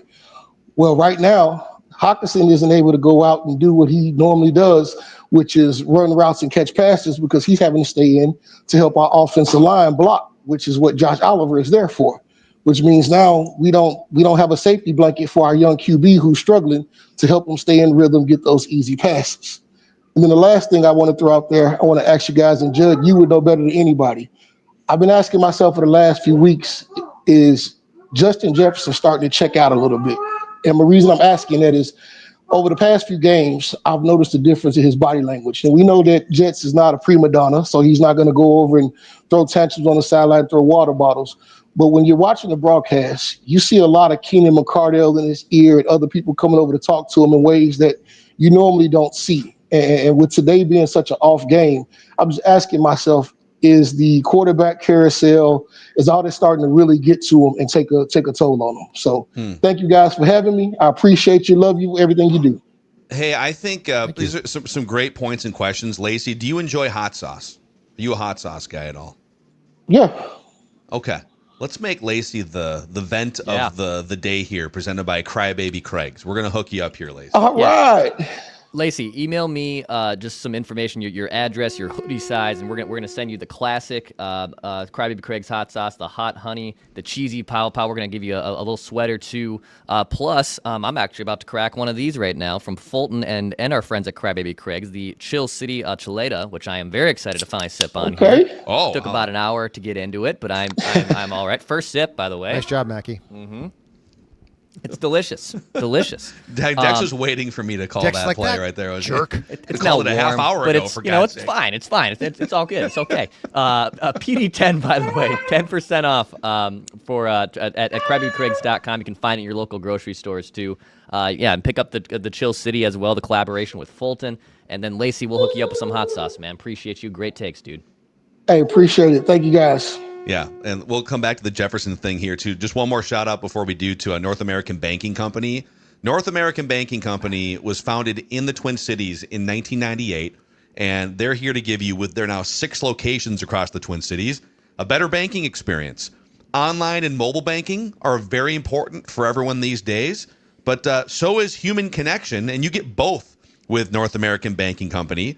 And you might not think that a community bank would have versions of these mobile and online banking platforms that were last updated recently, but North American Banking Company they've actually had the same reliable online mobile banking tools as the national banks for years and years. So really easy and convenient to use, and you get that face-to-face. You get an actual human to talk to when it comes to finances, big and small. Go to nabankcode.com/Mackie to learn more. That's nabankcode.com/Mackie, member FDIC, equal housing lender. To Lacey's point about Justin Jefferson, do you think on a human level, not that he is, not that he's toxic or doesn't like McCarthy or Wentz or whatever, but do you think he looks around sometimes and thinks to himself, my guy Jamar Chase leads the league with 76 catches, and I'm better than him? And who's this Jackson Smith-Njigba guy who's catching passes from my guy Sam Darnold, who now, I think after the first half today, I think that dude's over 1,000 yards on the season through 8.5 games. So he's pacing to maybe break the NFL record. And then there's these other random guys like George Pickens. Puka Nacua has more yards than Justin Jefferson. He's a 5th-round pick. On a human level, do you think that gets to him? Yeah, absolutely. And I do think that, so I agree. Jefferson has, and this could change obviously, but he's never come off as a prima donna. But I do think the word that I would use is he looked discouraged. And again, I'll go back to my question is he discouraged by McCarthy's mistakes, or is he discouraged by what he considers to be a game plan that doesn't use him correctly? Like there's a lot of plays. Like if you schemed, it's funny when you say, well, if he was 1-1 down the field, I trust him implicitly, which that's fine. But can you imagine if you design more slants, if you had more short passing, like on the play that he threw back across the field to McCarthy, I think there were 10 to 12 yards there for him. There were. I was like, this is a great play. Whoa, what are they doing? Yeah, he's great. So like, again, I'll go back to what I said. I firmly believe that Justin Jefferson's a very smart player. I think he's an X's and O's guy. I think he's a very, very smart football player. So when he gets the game plan, it's not like, oh, I'm just going to go do what they tell me. He's looking at this probably in a critical thinking manner. So yes, I think he's discouraged. I think he should be. Because when you watch the flow of today's game, if you like football, how are you not like, what are you doing here? Like, what are we doing here? Why are we doing this? Why are we?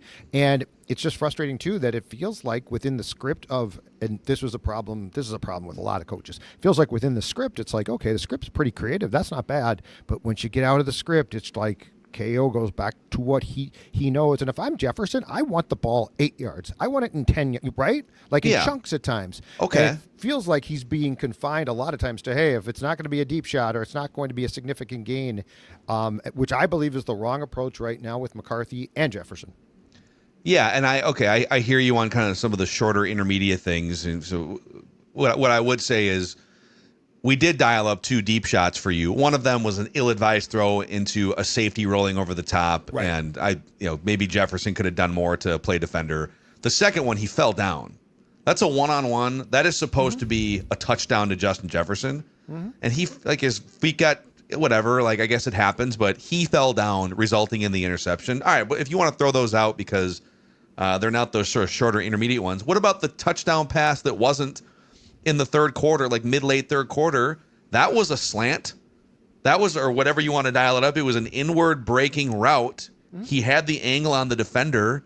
The ball hits him in the hands and the chest. Now, the defender is there, but that's a catch that he makes a lot of the time. He didn't. On the very next play, I think it was, let's dial up another one in the end zone. Back pylon fade. I don't think he finished the route. I thought that ball was pretty perfectly thrown, maybe a little high, and he just either couldn't get untangled or didn't finish the route. And so I get if he's frustrated. He also had a false start in the fourth quarter. And okay, some of that, clearly there were some cadence issues, but he was the only one that flinched on that play. Everyone else got the memo. So I think there's room to say that, this would be frustrating on a macro level if you are the best receiver in the world and other guys that you feel like you're better than have 300 more yards than you at this point in the season. I get that that's frustrating. Today, he was not good. And he was clearly not 100% either physically or mentally. He just wasn't all there. And maybe we'll find out later that he had a 102 fever or something.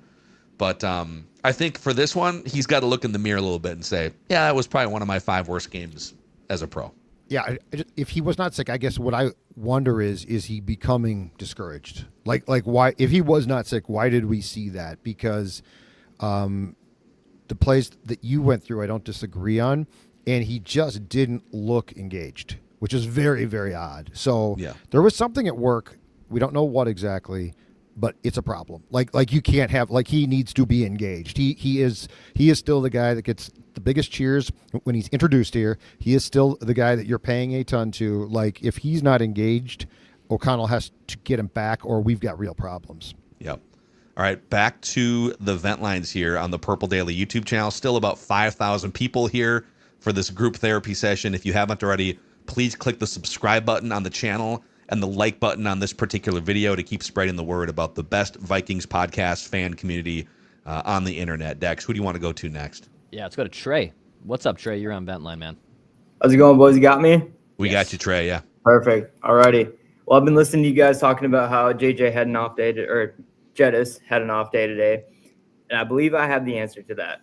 A lot of stuff about him having an off day today, but I feel like, he didn't have his cleanest game, but here's the thing. When your offense doesn't have a rhythm, nobody on the offense looks good. This isn't about effort or talents. It's about sequencing. KOC isn't using JJ to get the offense into a flow. He's using him as a panic button, or rather Jettis. He's using Jettis as a panic button. So instead of the easy stuff to settle JJ McCarthy in and your star receiver, we're forcing long contested throws on 3rd and short. And that's how those 3 interceptions happen. That's how you shake a young quarterback that doesn't really know what he's doing yet. At the false starts, that's not just discipline. That's an offense that's thinking too much because the plan has no rhythm. They don't know what's coming next because the offense doesn't know what it is. As far as the defense, they played winning football today as far as I'm concerned. They showed up, but the offense is making everything twice as hard as it needs to be.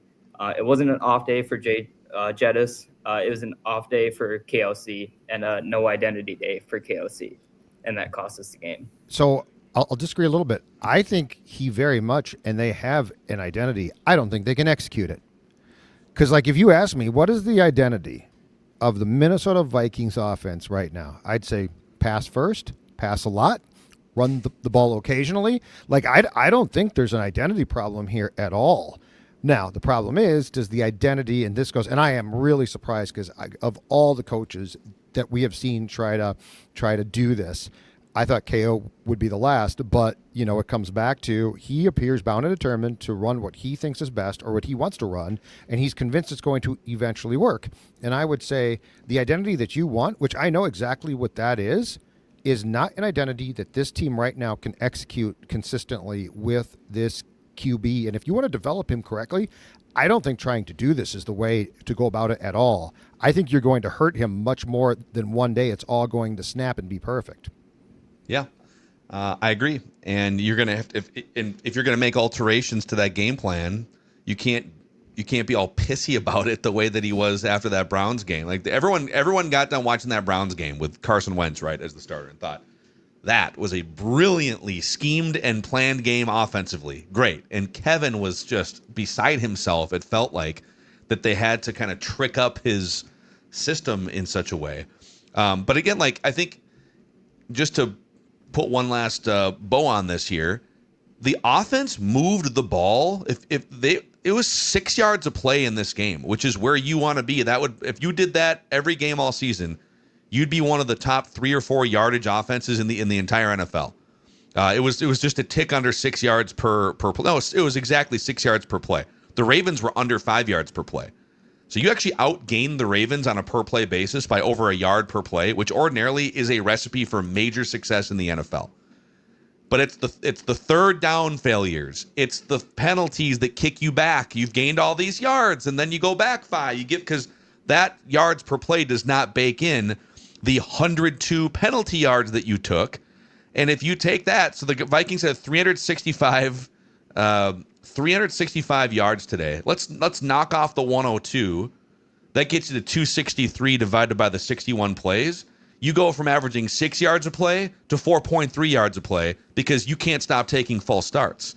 And some of that also falls back on on coach to work with your quarterback. How do we prevent this from happening? So, like the scheme and the system generally are producing good yardage results, but it's the third downs, it's the high leverage moments, the fourth downs, and then all the penalties that shipwreck all of the good things that you did to move the football today. Absolutely. Mm-hmm. Both of these teams, and this is a regular occurrence in this league, both of these teams did enough to lose the game.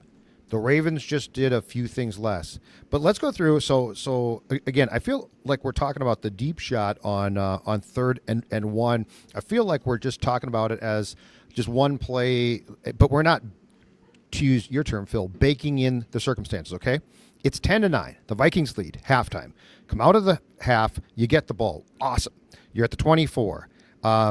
You start that, Aaron Jones, 17 yards. Jones. Right down your throat to start the half. Set a tone. Exactly. No, you're exactly right. And I'm thinking that exactly what I thought. Now, 5 yards on a pitch. Okay, you're banging them now, right? Like now you are. The next play, second and 5 at your own 46, 3-yard pass. Addison, or I'm sorry, 4 yards. Okay, so now it's 3rd and 1. You throw that deep pass, it gets picked off. Let me take you through the results, because now this is the effects, the effect of your trying to get too haughty, trying to get too much, okay? The effects are this. The Ravens get the ball at the 29. The defense is thrust right back onto the field. That drive included a 22-yard pass play. The very next play by the Ravens, 23 yards. Okay, at the end of the day, they get tier 4. Defense does a good job. They stall out. Baltimore stalls out. They kick a 22-yard field goal. All right, that's great. But because of that, now the Ravens have to kick the ball off to you. Miles Price fumbles the ball. Okay, so it was 12-10. 12-10, not great, but okay. Miles Price fumbles the ball. What happens? They get the ball at your 23. And then they go in and score. And now it's 19-10. So if you had just continued, if you gotten the first down, and then you had continued to get down the field, in a perfect world, you go up 17-9. In a less than perfect world, you go up 13-9. But because you tried to get all of it, because who wouldn't want to go one-on-one with Justin Jefferson, right? Because of that, the repercussions were you then turned around and gave up a quick 10 points. You are gashing them for 6 or 7 yards of play up until that 3rd and 1 interception, and that wasn't enough. You wanted it all on we'll always take that one-on-one. Okay. Interception happens, and now you've undone all of this goodwill that you built up. I agree, man. Like I get his logic. Hey, we trust Justin Jefferson to win one-on-one matchups. Yeah, like I do too most of the time.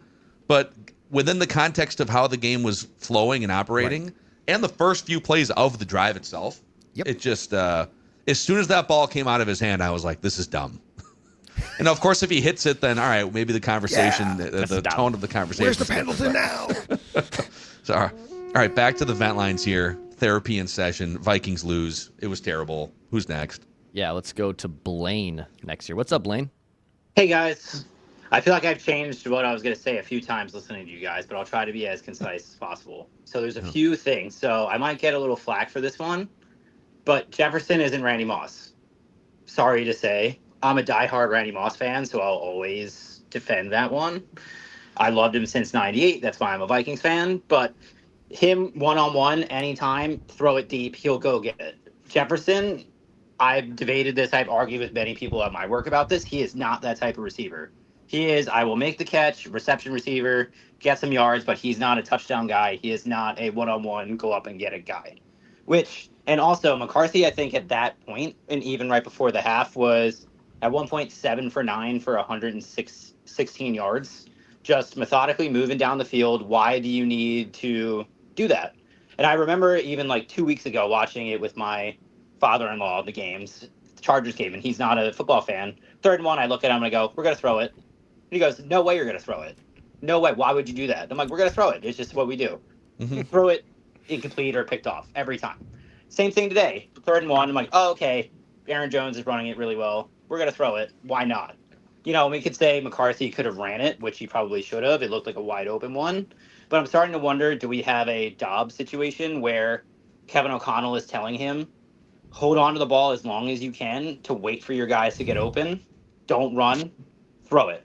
Because there's too many times I see that he is open to throw and he just doesn't.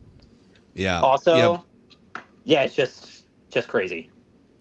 Blaine, thank you on that last point that you just made. So, Daryl Johnston, one of the OG Fox color commentators, 3-time Super Bowl champion, Moose in the house today. We got the 4th, 5th string Fox team. Oh, come on. Moose isn't the worst. I don't trust any adult who goes by Moose. Okay, I He was a fullback in the National Football League, man. You were the Come fullback on on. the '90s Cowboys. Yeah, that's you know how great. good those for teams you. were? He's Moose for life, okay? Yeah, good for Moose. Moose. Really Moose happy brought that for up, Moose. though.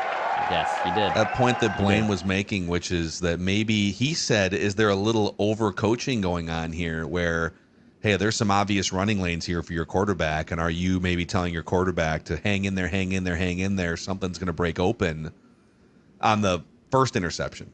If there was a wide open running lane for like 10 yards for a first down, is he over? Those are Moose, 3-time Super Bowl champion Moose. Little constructive criticism for Kevin O'Connell there. Interesting. I mean, I could see it. Again, I don't think it's to protect him then. I think it's to establish your passing because you want to pass the ball as much as possible. That's interesting, though. What if he went by elk? Is what the comments want to know. Yeah. I'd think I might respect an elk. The elk, man. The elk. The Moose. Just it sounds like the goofiest radio DJ or something, like Moose. It's Sounds Moose. like a dive bar in Northeast Minneapolis. Or Oh, wait, it is. I'll rephrase it. Doesn't Moose, though, sound, at least in his playing career, like a fullback? Like he's a Moose. He's the Moose. Right.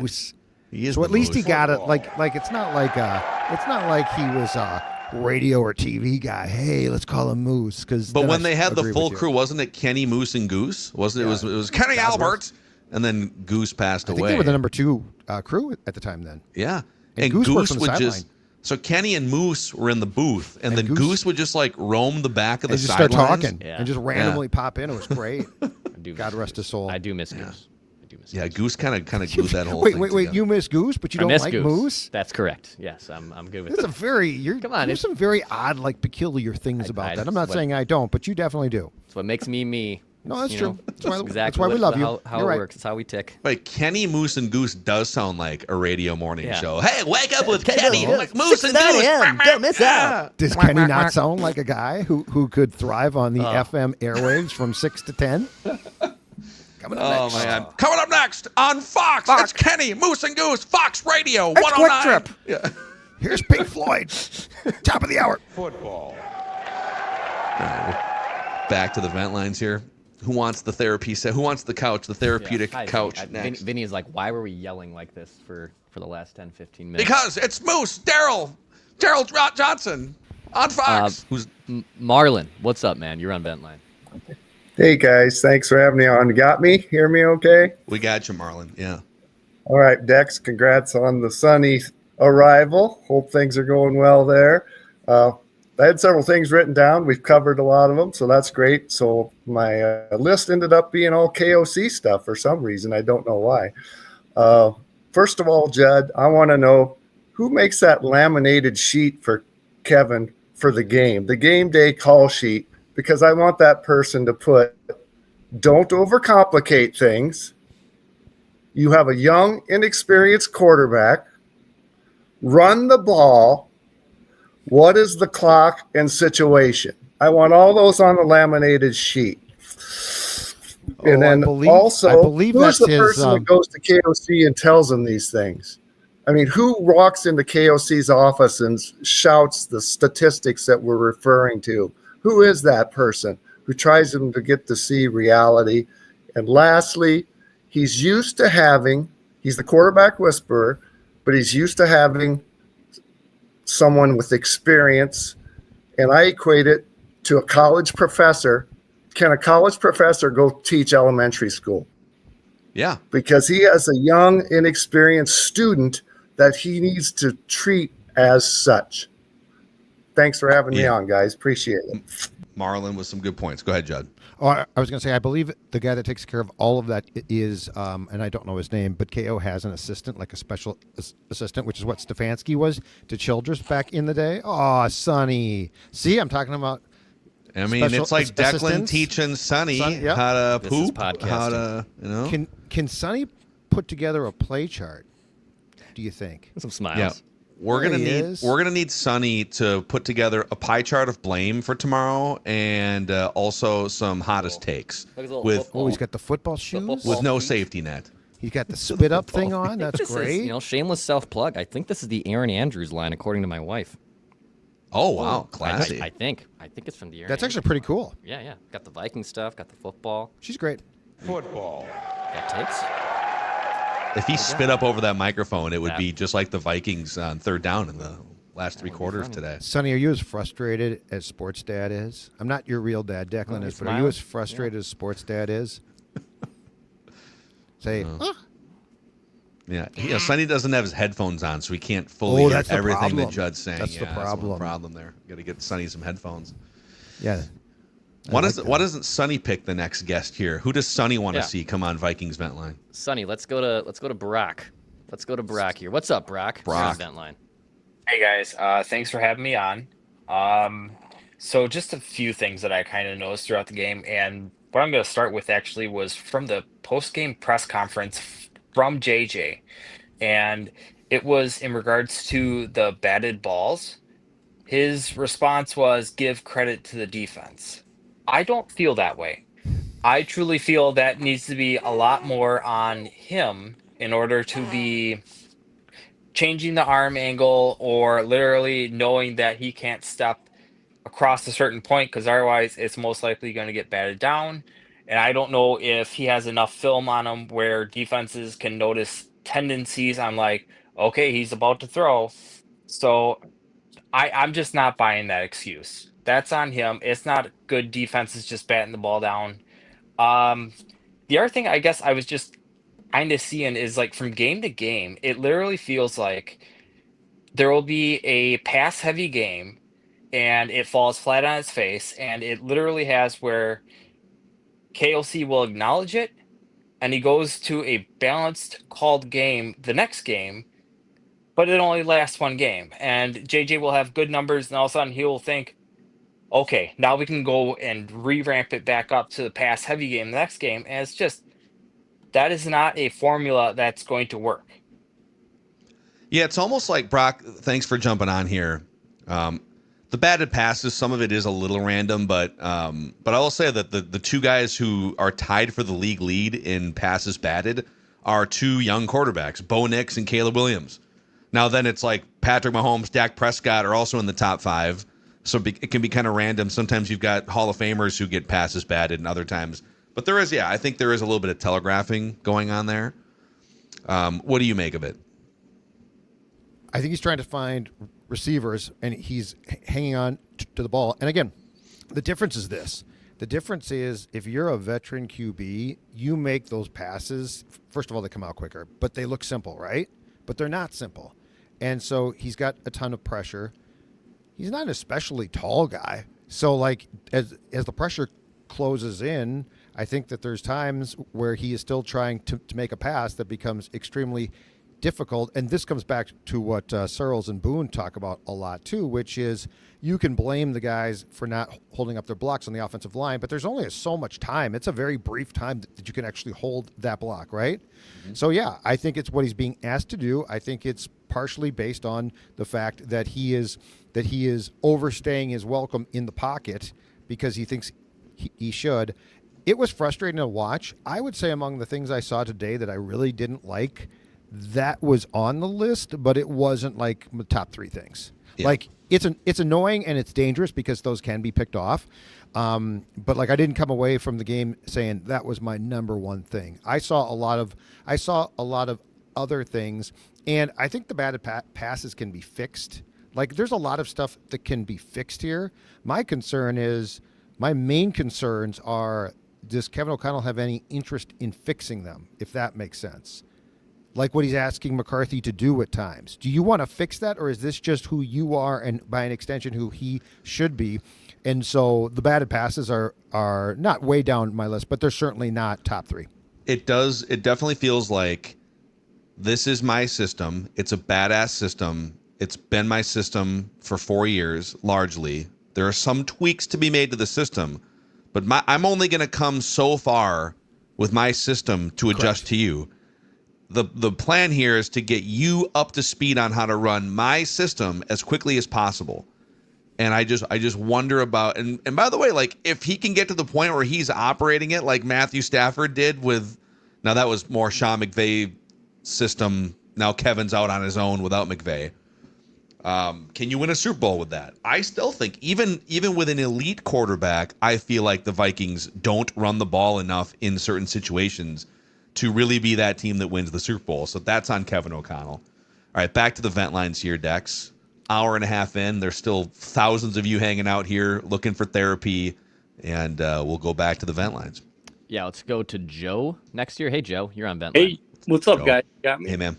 Yes. Yeah. So just a couple of things. Always, I'm repping the guy, JJ McCarthy, and I just want to clear out, this is a development year for him, all right?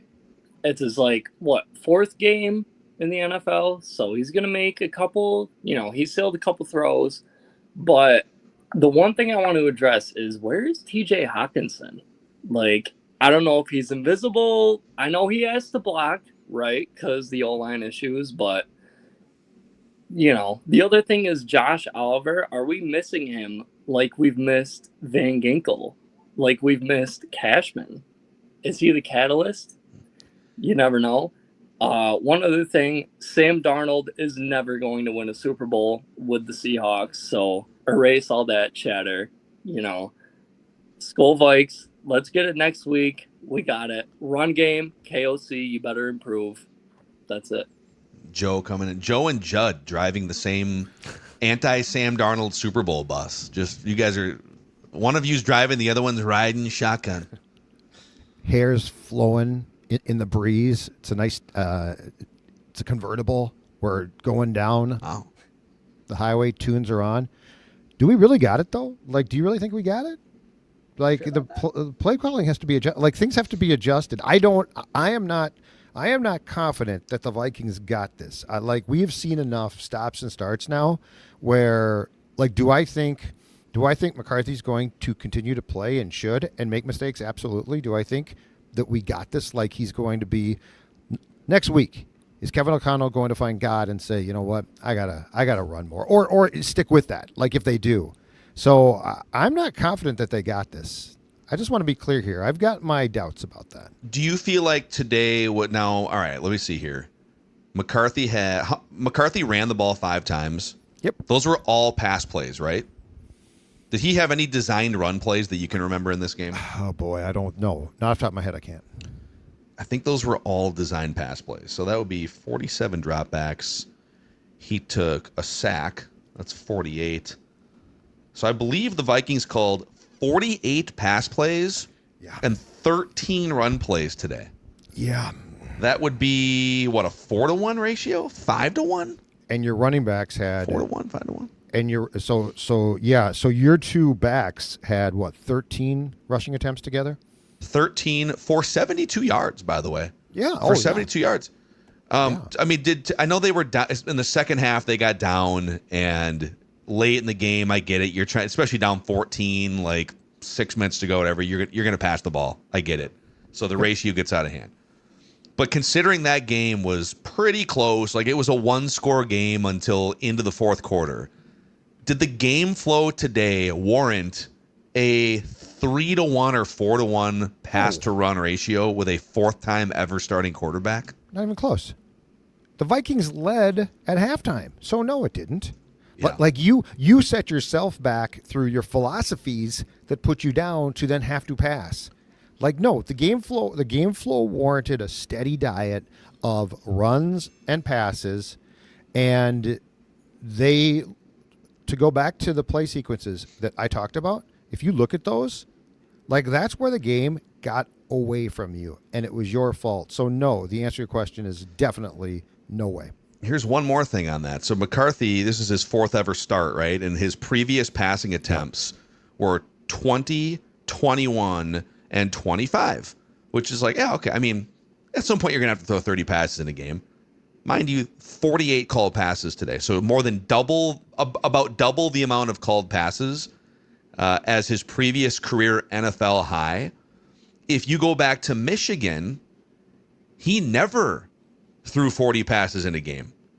I think there was one game against Purdue in 2023 where they called 40 passing plays, and he ran for a few times. But like, so to emphasize it even more, did the game flow today warrant a strategy that put more on his plate from a passing perspective than he's ever had in his collegiate or NFL career?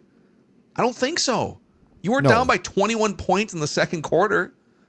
It's kind of crazy, actually, when you think about it, like what you're putting on this dude's plate. It shows a lot of trust on one hand. They clearly believe enough in the process of it behind the scenes. But it's like, bro, you are asking a 15-year-old driver who's trying to learn how to get his driver's license for the first time to just start going 70 miles an hour on the freeway for the second. It's like, dude, just how about some county roads first? How about a parking lot? How about before you we go ask over for 3 50 lanes, pass 4 attempts lanes, 494 rush hour. You got to get over 4 lanes, and you got to do it now. Back to the vent lines. Who do you want to go to next? Yeah, let's go to Gunner next year. What's up, Gunner? What's up, guys? Rough day today, for sure. Yeah. Especially coming off last week again, too. But that's just the journey of this season, so we're in for it. I know the talk of today is, should KOC get rid of his not become the play caller anymore and give it to Wes Phillips? I don't even know if I would let Wes Phillips drive me in a car. So, well, that's my issue there. So I think Kevin's fine. They just got to gel more. It's just a rough season, but I'll leave you guys there. Do you trust Wes Phillips play calling for this team? There's no way to know. Gunner, thank you. Impossible to know. Impossible, right, Judd? He's never been a play caller before. No. No. I will just say that now because I'm going to expand on. I brought up 2 weeks ago, I think, after the Chargers game, in my hottest Vikings take about the play calling, and I don't think O'Connell should be doing it, at least for this particular quarterback. I'm going to expand on that tomorrow. I'm going to expand. I'm going to double down on my hot take, and I'm going to fix the entire problem because that's what Sports Dad does. Okay. I'm excited for this. Mike Brady. I am solving problems. You know, Greg's got problems. Marcia, Bobby, Peter, Cindy, Jan. There's so many problems. I'm solving problems. Boy, the 70s sitcom references hitting home. You don't know here who the on Brady YouTube Bunch is? today. You know what? Hold on a second here. Have you kids out there not watched in reruns? I mean, every kid I feel like has watched. I'm exactly. 40. I'm pretty sure a 22-year-old has never Watched the Brady Bunch? The majority of them. Okay, have if you're not watched 22, Yeah. here, bring that shot in here tight, folks. If you're 22 He's and calling you for the have not watched the Brady Bunch, you need to do so. It's American culture at its finest. Your parents, your grandparents will love you for it. Put the camera on me. Put the camera on me. No, you don't. You guys are good. You don't need the Brady Bunch. Don't listen to. Don't listen. Corrupting him. You're corrupting America by saying this. All that was good in this country is gone. You know what you do need though, if you're 22 or 32 or 42, you need one of these Justin Jefferson souvenir Pepsi cups. There you go. Oh, I was wondering where he was today. There he is on this cup. Oh boy. Oh boy. That's right. Come on. Oh wow. Listen, love me some Justin Jefferson, one of the great receivers of all time. A little bit of a rough day today, but these Pepsi cups, you can get these inside US Bank Stadium at Hy-Vee Fast and Fresh locations, and when you go to Buffalo Wild Wings in the Twin Cities and order 10 wings, any style, and a Pepsi, whatever flavor or kind of Pepsi you want to put in these cups. And then on the side of the cup, there's a QR code. You can scan it and enter to win Victor's Ride, your very own Polaris Ranger 1000 if you win it. And then he'll drive it right up your driveway there. And you can do whatever you want. It's going to come right through your garage door forward. Watch out, Victor! You can watch the Brady Bunch with Victor. It'll be great. Sure, he'll have a lot of things to say about it. But supplies are limited, so make sure you get these Justin Jefferson souvenir Pepsi cups. Standard heating and air conditioning also powering our show today, Dex. Oh man, it is. It was woke up pretty dang cold. It was. We got some snow flurries flying across the state, and this is the time here. There's a little bit of a warm up coming this week in the 50s. Probably maybe the last few days we will see 50s for the foreseeable future. So perfect timing. You probably woke up a little chilly today. Let Standard Heating come out to make sure your HVAC system is ready for the winter. You can join their Smart Club, too. That'll give you priority bookings plus discount on future repairs. They also power our hottest takes every Monday on the Purple Daily YouTube channel and podcast feed, so be on the lookout for those tomorrow. Go to standardheating.com and tell them that Purple Daily sent you. Pulled a Judd there. Couldn't find my microphone button there. That's right. We're also pumped to team up with Menards this season here on Purple Daily and on the O-Line Committee. Menards is your one-stop shop for everything for your car, and that includes AC Delco batteries. AC Delco Advantage batteries feature an impact and break-resistant plastic case for durability, including robust separator envelopes. Football. Yeah. These auto batteries have corrosion-resistant terminals and a no-maintenance design. Premium technology in the metal alloys, chemicals, and design combined to ensure long-life performance. So head to Menards today and stock up on AC Delco batteries because performance matters on the road and beyond. All right. Vent Line continues here on the Purple Daily YouTube channel, Dex. Yeah, Nicholas, what's up, man? You're on Vent Line. What's going on, gentlemen? Thanks for having me. First time on the show, first time at US Bank, first time in Minnesota, dude. It was what an awesome experience. Hate that we fell to be a statistic like the hangover for the Detroit game, even though we won. Yeah. Lamar adding another win to the NFC column. The crazy thing for the 3rd and 1, man, I was so close to the game. It was weird. He did hesitate on the run a little bit. What was crazy is that, like, I feel like KOC just foams at the mouth to abandon the run. I know we touched on this a lot, but it's like, can we just try to get the yard, and on 4th down, we can get Q? I feel like the play action would be more effective on 4th down anyways if we try to run it. McCarthy's not a bust. Everybody wants to go to heaven. Nobody wants to die. Everybody wants to draft a rookie quarterback, but nobody wants to deal with the development, which is pretty nuts. But I like that. You know, with Chris Cooper, everybody's coming for his job. Are we going to talk about Matt Daniels and the special teams? I feel like we're trending a holding penalty every single time. And Miles Price, dude, that was pretty crazy. But I'll end it with this. The 2-point conversion, I'm sure the analytics said to go for it. I just don't feel like we had the momentum. And it's like, I guess you could go either way. For my opinion, kick the extra point, because then you have McCarthy who's got to pull together like a Patrick Mahomes type drive. But then not only that, when he scores, he knows in the back of his head, I still got to score a 2-point conversion. We didn't get that one. So I thought that call was a little questionable. You can go either way with it. But anyways, it was a great experience. I've listened to you guys for years, and thanks for having me on. Nicholas, thank you, man. I'm glad he brought up the 2-point conversion thing. Yep. I thought, because Kevin O'Connell is like oddly averse to analytics with whether it's the 3rd down and short, 4th down and short stuff, or the amount of punting he does on 4th and short. Sure. I thought for sure they were going to kick an extra point in that spot. And I think people get kind of confused. Well, what? Well, all you need is 2 touchdowns and 2 extra points, and you tie the game. But the goal isn't to tie the game. Okay, awesome. Congrats, you tie the game. Oh, Baltimore just won the coin flip, and now Lamar Jackson gets to go down with Derrick Henry, and you might not get the ball back, right? The goal is to win the game, and the percentages say that you have a better chance if you go for 2, and it's a little bit better than a coin flip that you get the 2-point conversion. Now, a touchdown extra point wins you the game on the second one, and you don't have to deal with like overtime or them getting the ball or any of that stuff. And so I was pleasantly surprised to see Kevin O'Connell go with the numbers in that situation, despite ignoring the numbers in other key high leverage spots. Agree completely. I had no problem with that at all. And that was, it's weird too, because he seems to be very adverse to doing things that carry some risk. But in that case, I thought that was fine. Like if I was going to come up with a list of complaints about the head coaching today, his job, that one would not be on my list. Yeah. All right. Vent Line continues here. Who do we got next? Yeah. Chris, what's up, man? You're on Vent Line. Hey, guys. First time on. Can you hear me? Yes. Yeah, man. Welcome in, Chris. Oh, appreciate you, man. I love your show. I watch it all the time, man. It's so glad to be on. I just want to get that out of the way. Thank you. Appreciate it. So you guys have kind of knocked down the list that I had here over the past 2 hours. Penalties, play calling duties, abandoning the run is terrible. But I just want to touch on the clock management in the fourth quarter with the burning of the timeouts that we could have used on that last drive. And then Jordan Mason has become an absolute liability in pass protection. He's whiffed on a lot of plays that have caused McCarthy to have to step up into traffic. And just something I just want to hear Judd and, you guys touch on. What do you think about Jordan Mason? And Brian O'Neill was awful today, too. Let's just get that out the way as well. Thanks for having me on, guys. Yeah, no, Chris, thanks for jumping on.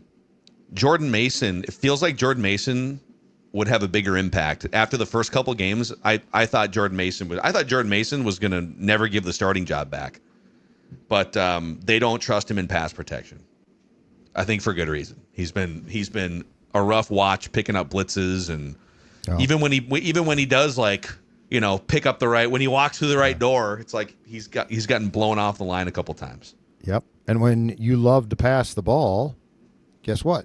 That becomes a bigger problem. That's the thing is there's no, I mean, they value the fact that Jones can run the football, but I think if you were to get KO to take truth serum, he'd say, yeah, but what I really like is his pass protection, which is great.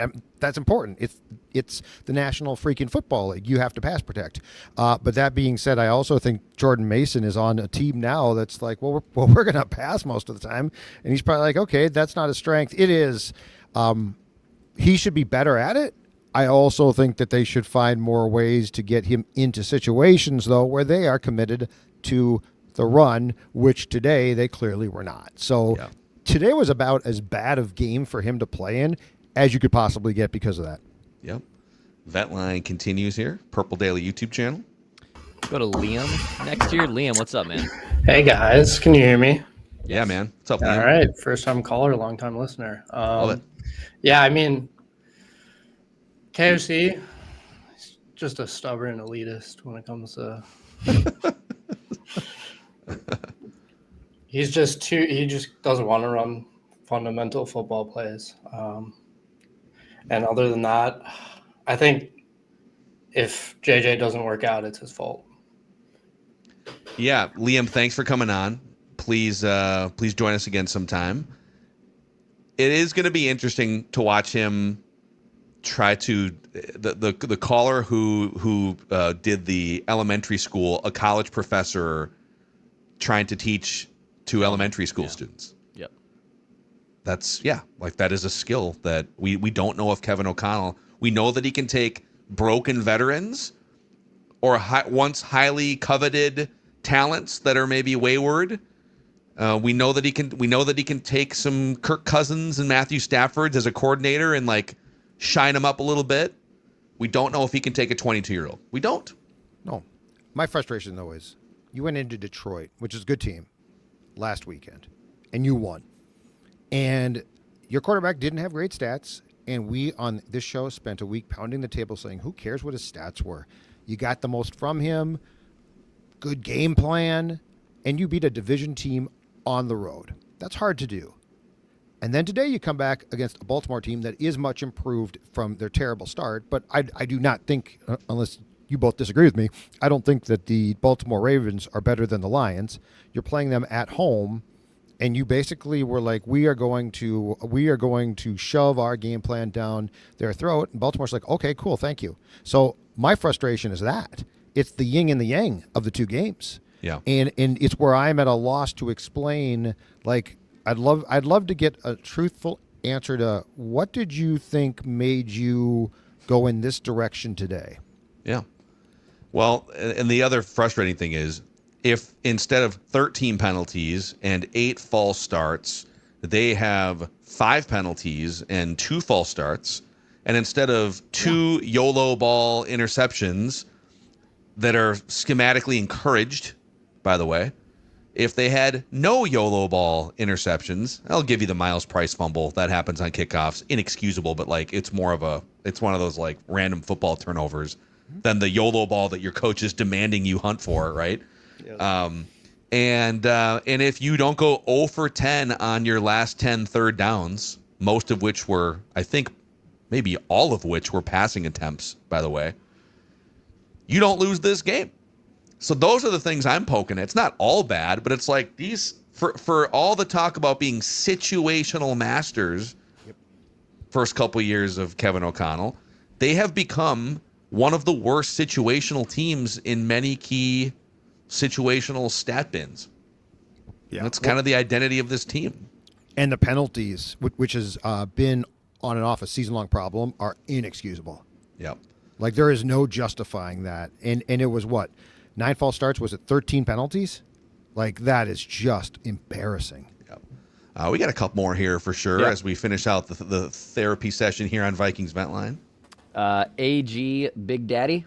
Do I have this right? Yes, sir. How's it going, got guys? a jersey on. Who's is that a Blackhawks? Blackhawks? It's Florida it's Panthers? a Flames jersey. Oh, We're Calgary going- for tonight's game. Yeah, we just came from the stadium. I'm a Flames fan. The other 3 I'm with are And you're going Wild tonight? fans. So, yeah, so 3 of us are going to go home happy, and I will probably end up being the sad guy. of the Well, your group team here, does going stink, 0-2. so Yeah, your they're Flames last are in the not league, good. so You're not that's fun. good. Couple things. I think KOC just been real stubborn this year. He's stuck in his ways, and he like that Browns game. He dialed up a great scheme and did what he had to do to win the game, and it's just going to shit. Like it's crazy. I don't know. Just run the ball on 3rd and 1. Run the ball. Yeah. I don't get it. Yeah, AG. Good luck tonight. Enjoy hockey tonight. Yeah, run the ball, as that 5-year-old said earlier in the show. Run the dang ball, he said, right? Just run the dang ball. Yeah. Noah said, run the dang ball, and I agree Listen with to him. him. Wow, you remembered the kid's name. I It's said not it. often I we think get it might have helped. I remembered it because I thought that he personally, it was my opinion, I would have given him the hot sauce for that hot take. Okay. And then mom That's could have fair. gotten it and sprinkled it on some food, and the kid would be like, I don't like this hot sauce. But you could say, eventually you will. And most people do because it's Crybaby Craig's. That's fantastic. Well, That's yeah, right. at 5, I'm just saying at 5, the palate is not developed That's yet. That's right. Delicious By the food. time you're 20, it's like, I can't get enough of this Crybaby Craig's. Yeah. Who's up next? Yeah. Jonathan, what's up, man? You're on Vent Line. Hey guys, how you doing? Thanks for having me on. Hey, man. Yeah. I've been a fan since 1990. I don't live in Minnesota. I want to thank actually the Vikings for saving me several hundreds of dollars because I was going to plan to fly out to Minnesota this year for a game like I did last year, but I'm not going to do it. This team is going to be hovering around 500 and no playoffs in sight. So I don't know if you want to classify this as a hot take or reckless speculation or write that down. But I think today was the beginning of the end, guys. I mean, like I said, I've been a fan a long time. We've seen it before. The evidence is there. We're just in denial. Wow. Justin Jefferson is going to ask for a trade. There's going to be a credible report that's going to happen. I don't know what happens. That I think he's gone. I'm telling you. I think I sort of love this because it's yeah, so reckless. And I'm shocked. I thought you guys were going to go with it. At some point, Judge, you were alluding to it, but luckily no one had my hot take today. So that's number one. Now this is completely off the rails. Where we're about to go right now, and that is this: I think the shine on KOC is gone. I think, but the media still likes him. He's still boy wonder to them.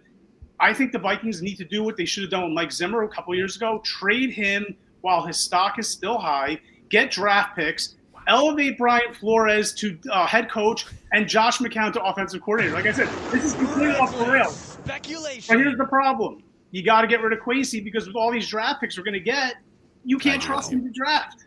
Blowing the whole franchise up. Wow. So This is you are incredible. it's nuking the franchise and trading Justin Jefferson. Okay. Just for fun. I want to see how far Jonathan will take this. If here's the problem. With that contract kicking in for Justin Jefferson, it would actually, I think it would be punitive cap-wise if you traded him. Let's say he demanded it. Well, I'll start here. If he asks for a trade in like March, do you honor that and go get 2 first-round picks, Jonathan? Would I? I mean, here's the problem. I don't trust Kwesi making these draft selections. Yes. So it's.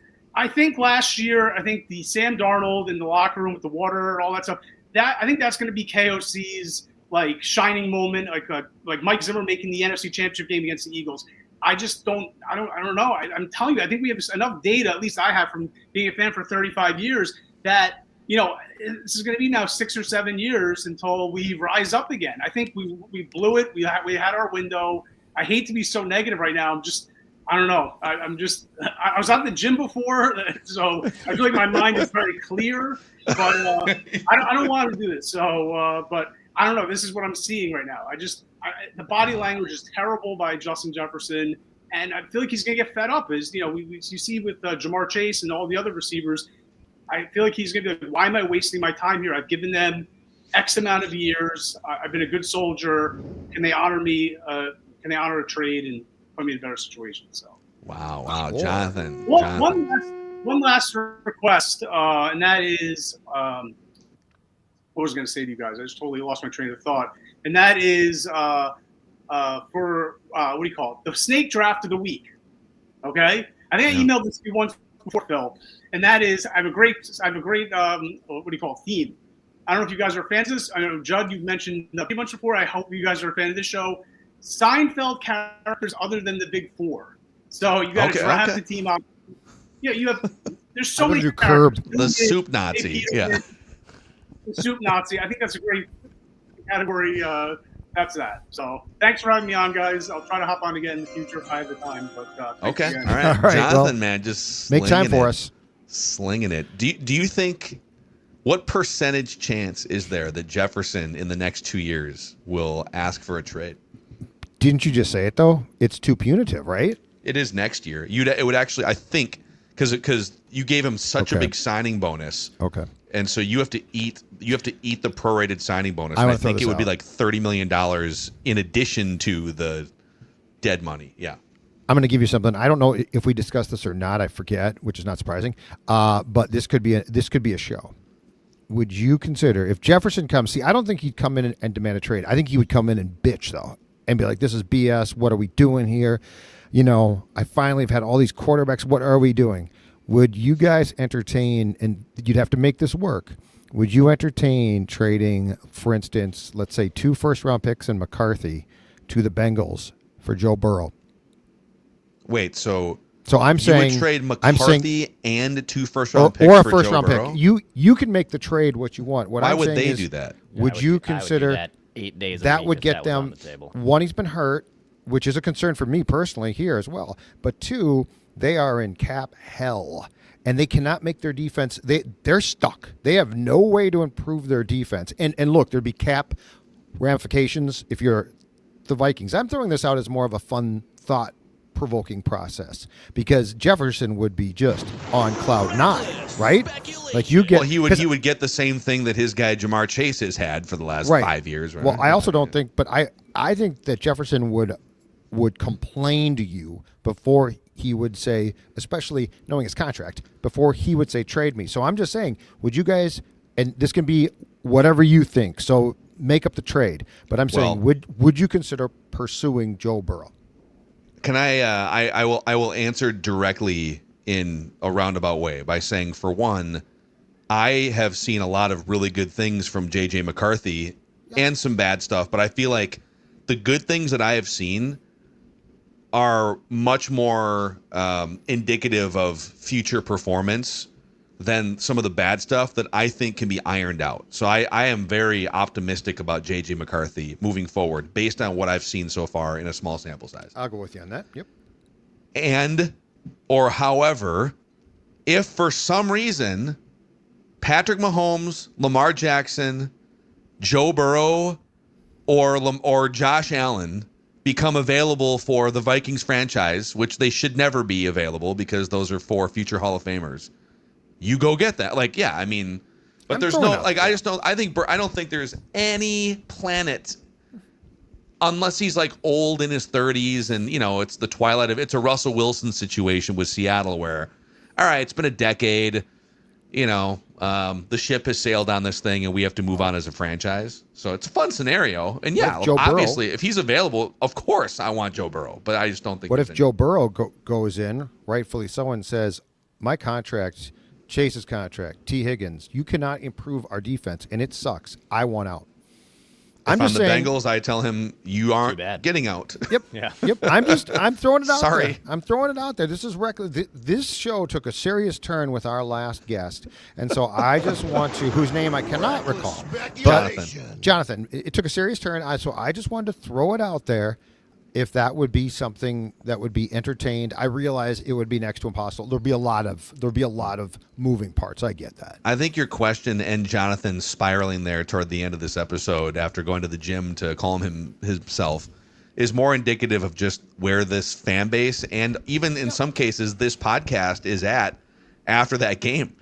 That it's hard to process some of the things that you're seeing. The 13 penalties, the 8 false starts at home. It does make you start to think, what is going on behind the scenes with this team? Mm-hmm. Jefferson and the way he looked pretty lifeless today. Mm-hmm. Yeah, like there's definitely this loss and the way it happened.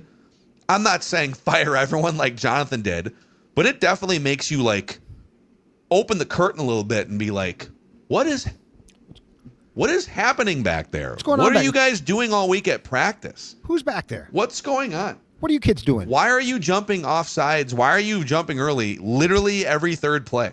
What's going on? They're practicing it. Maybe they are. Yeah. It's a rope-a-dope for the Bears. Let's put a bow on this episode of Vikings Vent Line here, Dex. Dom and Declan to wrap things up here on Vent Line.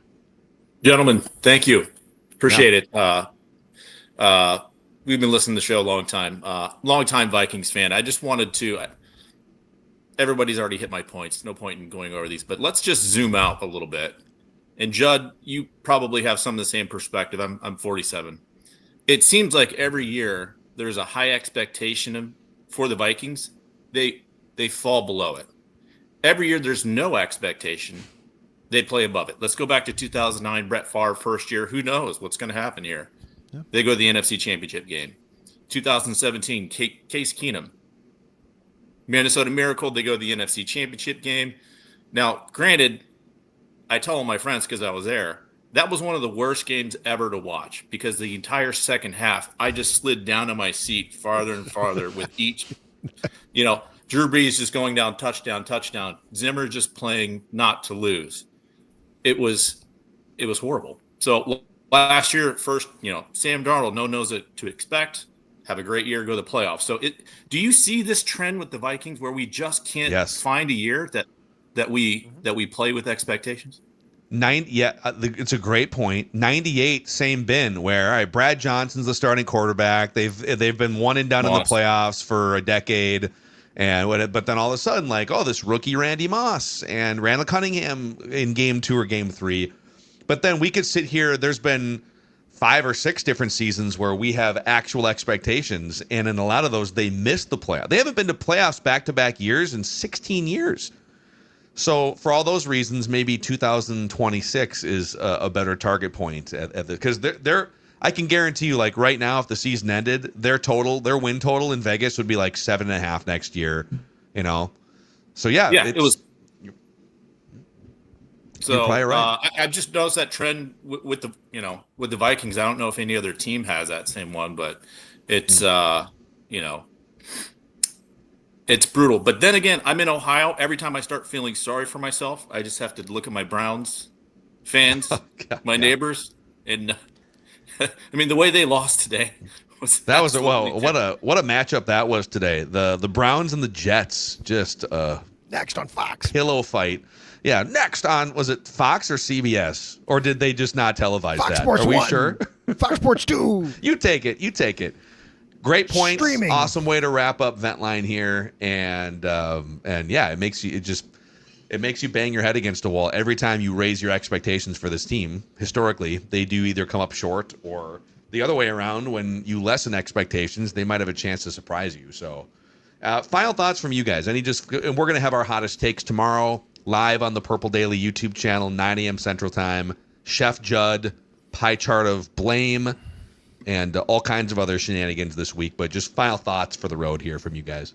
Just extremely disappointed. I thought that this game was, again, a game that the Vikings could have won, should have won, had control of to start the second half, and unfortunately did a awful job offensively. And I think that set up the defense to look bad. I actually, again, I'll go back to what I said at the top of the show. I don't think the defense had a terrible day. I think the defense was put in a position, put out there too much, and that their failing was largely because of what the offense didn't do. So this goes in the bin as the Eagles game, although I think it's actually a worse loss. But it goes in the bin of the Eagles game for sure, as far as home games that should not have been defeats. And by the way, if you look right now, this team is 1-3 at home. Mm-hmm. That's a very dysfunctional thing. Like, this team is 1-3. You can't defend your own turf. Are you going to blame? Are you going to give the fans a little blame for not stepping their game up in the pie chart tomorrow? You know what? Were we loud enough? Well, first of all, tons of Baltimore fans here, but they infiltrated us because they were purple, so I couldn't tell. You couldn't tell. So we're selling our who tickets. We're selling our tickets for sure. But you know what? I can't blame embarrassing. fans, because these fans showed out for the Falcons game, and the team laid a turd. So I'm not going to fault the fans. But anyway, you are 1-3 at home, and in both years that KO has not had success, this team at home has been a gong show. Very disappointing. Yeah. Declan? Yeah. Super frustrating loss coming off the great win in Detroit just a week ago. So to follow up like that and to lose with KOC just stepping on the rake, sideshow bobbing his way around this entire game. Like him. That was just, incredibly disappointing. I do think, priority-wise of this team, I do think there's a bigger picture of take a breath, but also that's hard to say in the NFL. It's hard to look long-term, but very disappointing, because if they had won this game, they're firmly in the mix to maybe even still be a playoff team, and now that it just gets a lot harder. It just gets a lot harder, and it doesn't also give me a ton of optimism that KOC can fix his ways either. Yeah, I would say, I believe now, if NFLpenalties.com is correct, that the Vikings are now second in the league in penalties per game. They're taking 8.5 penalties per game. Today it was 13 with 8 false starts. Yeah. That the fact that your offense is leading the league in exactly one key category, or the NFC, and it's penalties, I agree. Macro, hey, I'm here for the JJ McCarthy development. People got to have some patience. We got to have some patience. There's some good signs mixed in with the bad, but there's enough erosion and enough lack of progression with some of these trends that we've seen now stack up over years and years, where, there's a few red flags popping up here that I didn't expect to be popping up halfway through this season. And we can talk more about them tomorrow. The prism of our hottest takes and Chef Judd carving up that pie chart. And we appreciate you guys for continuing to make this just the best Vikings podcast community on the internet. The fact that there's still over 3,000 people hanging out over 2 hours into this post-game show. You guys are the best. Click that subscribe button. Help us out. Click that like button. Tell your other Vikings fan friends if they don't know about Purple Daily, if they don't know about the Sports Dad. Come join us over here. Hop on the roller coaster that is the 2025 season. And we'll see you guys tomorrow morning live at 9 a.m. Central Time right here on the Purple Daily YouTube channel. We just want the Vikings to win a Super Bowl before we die.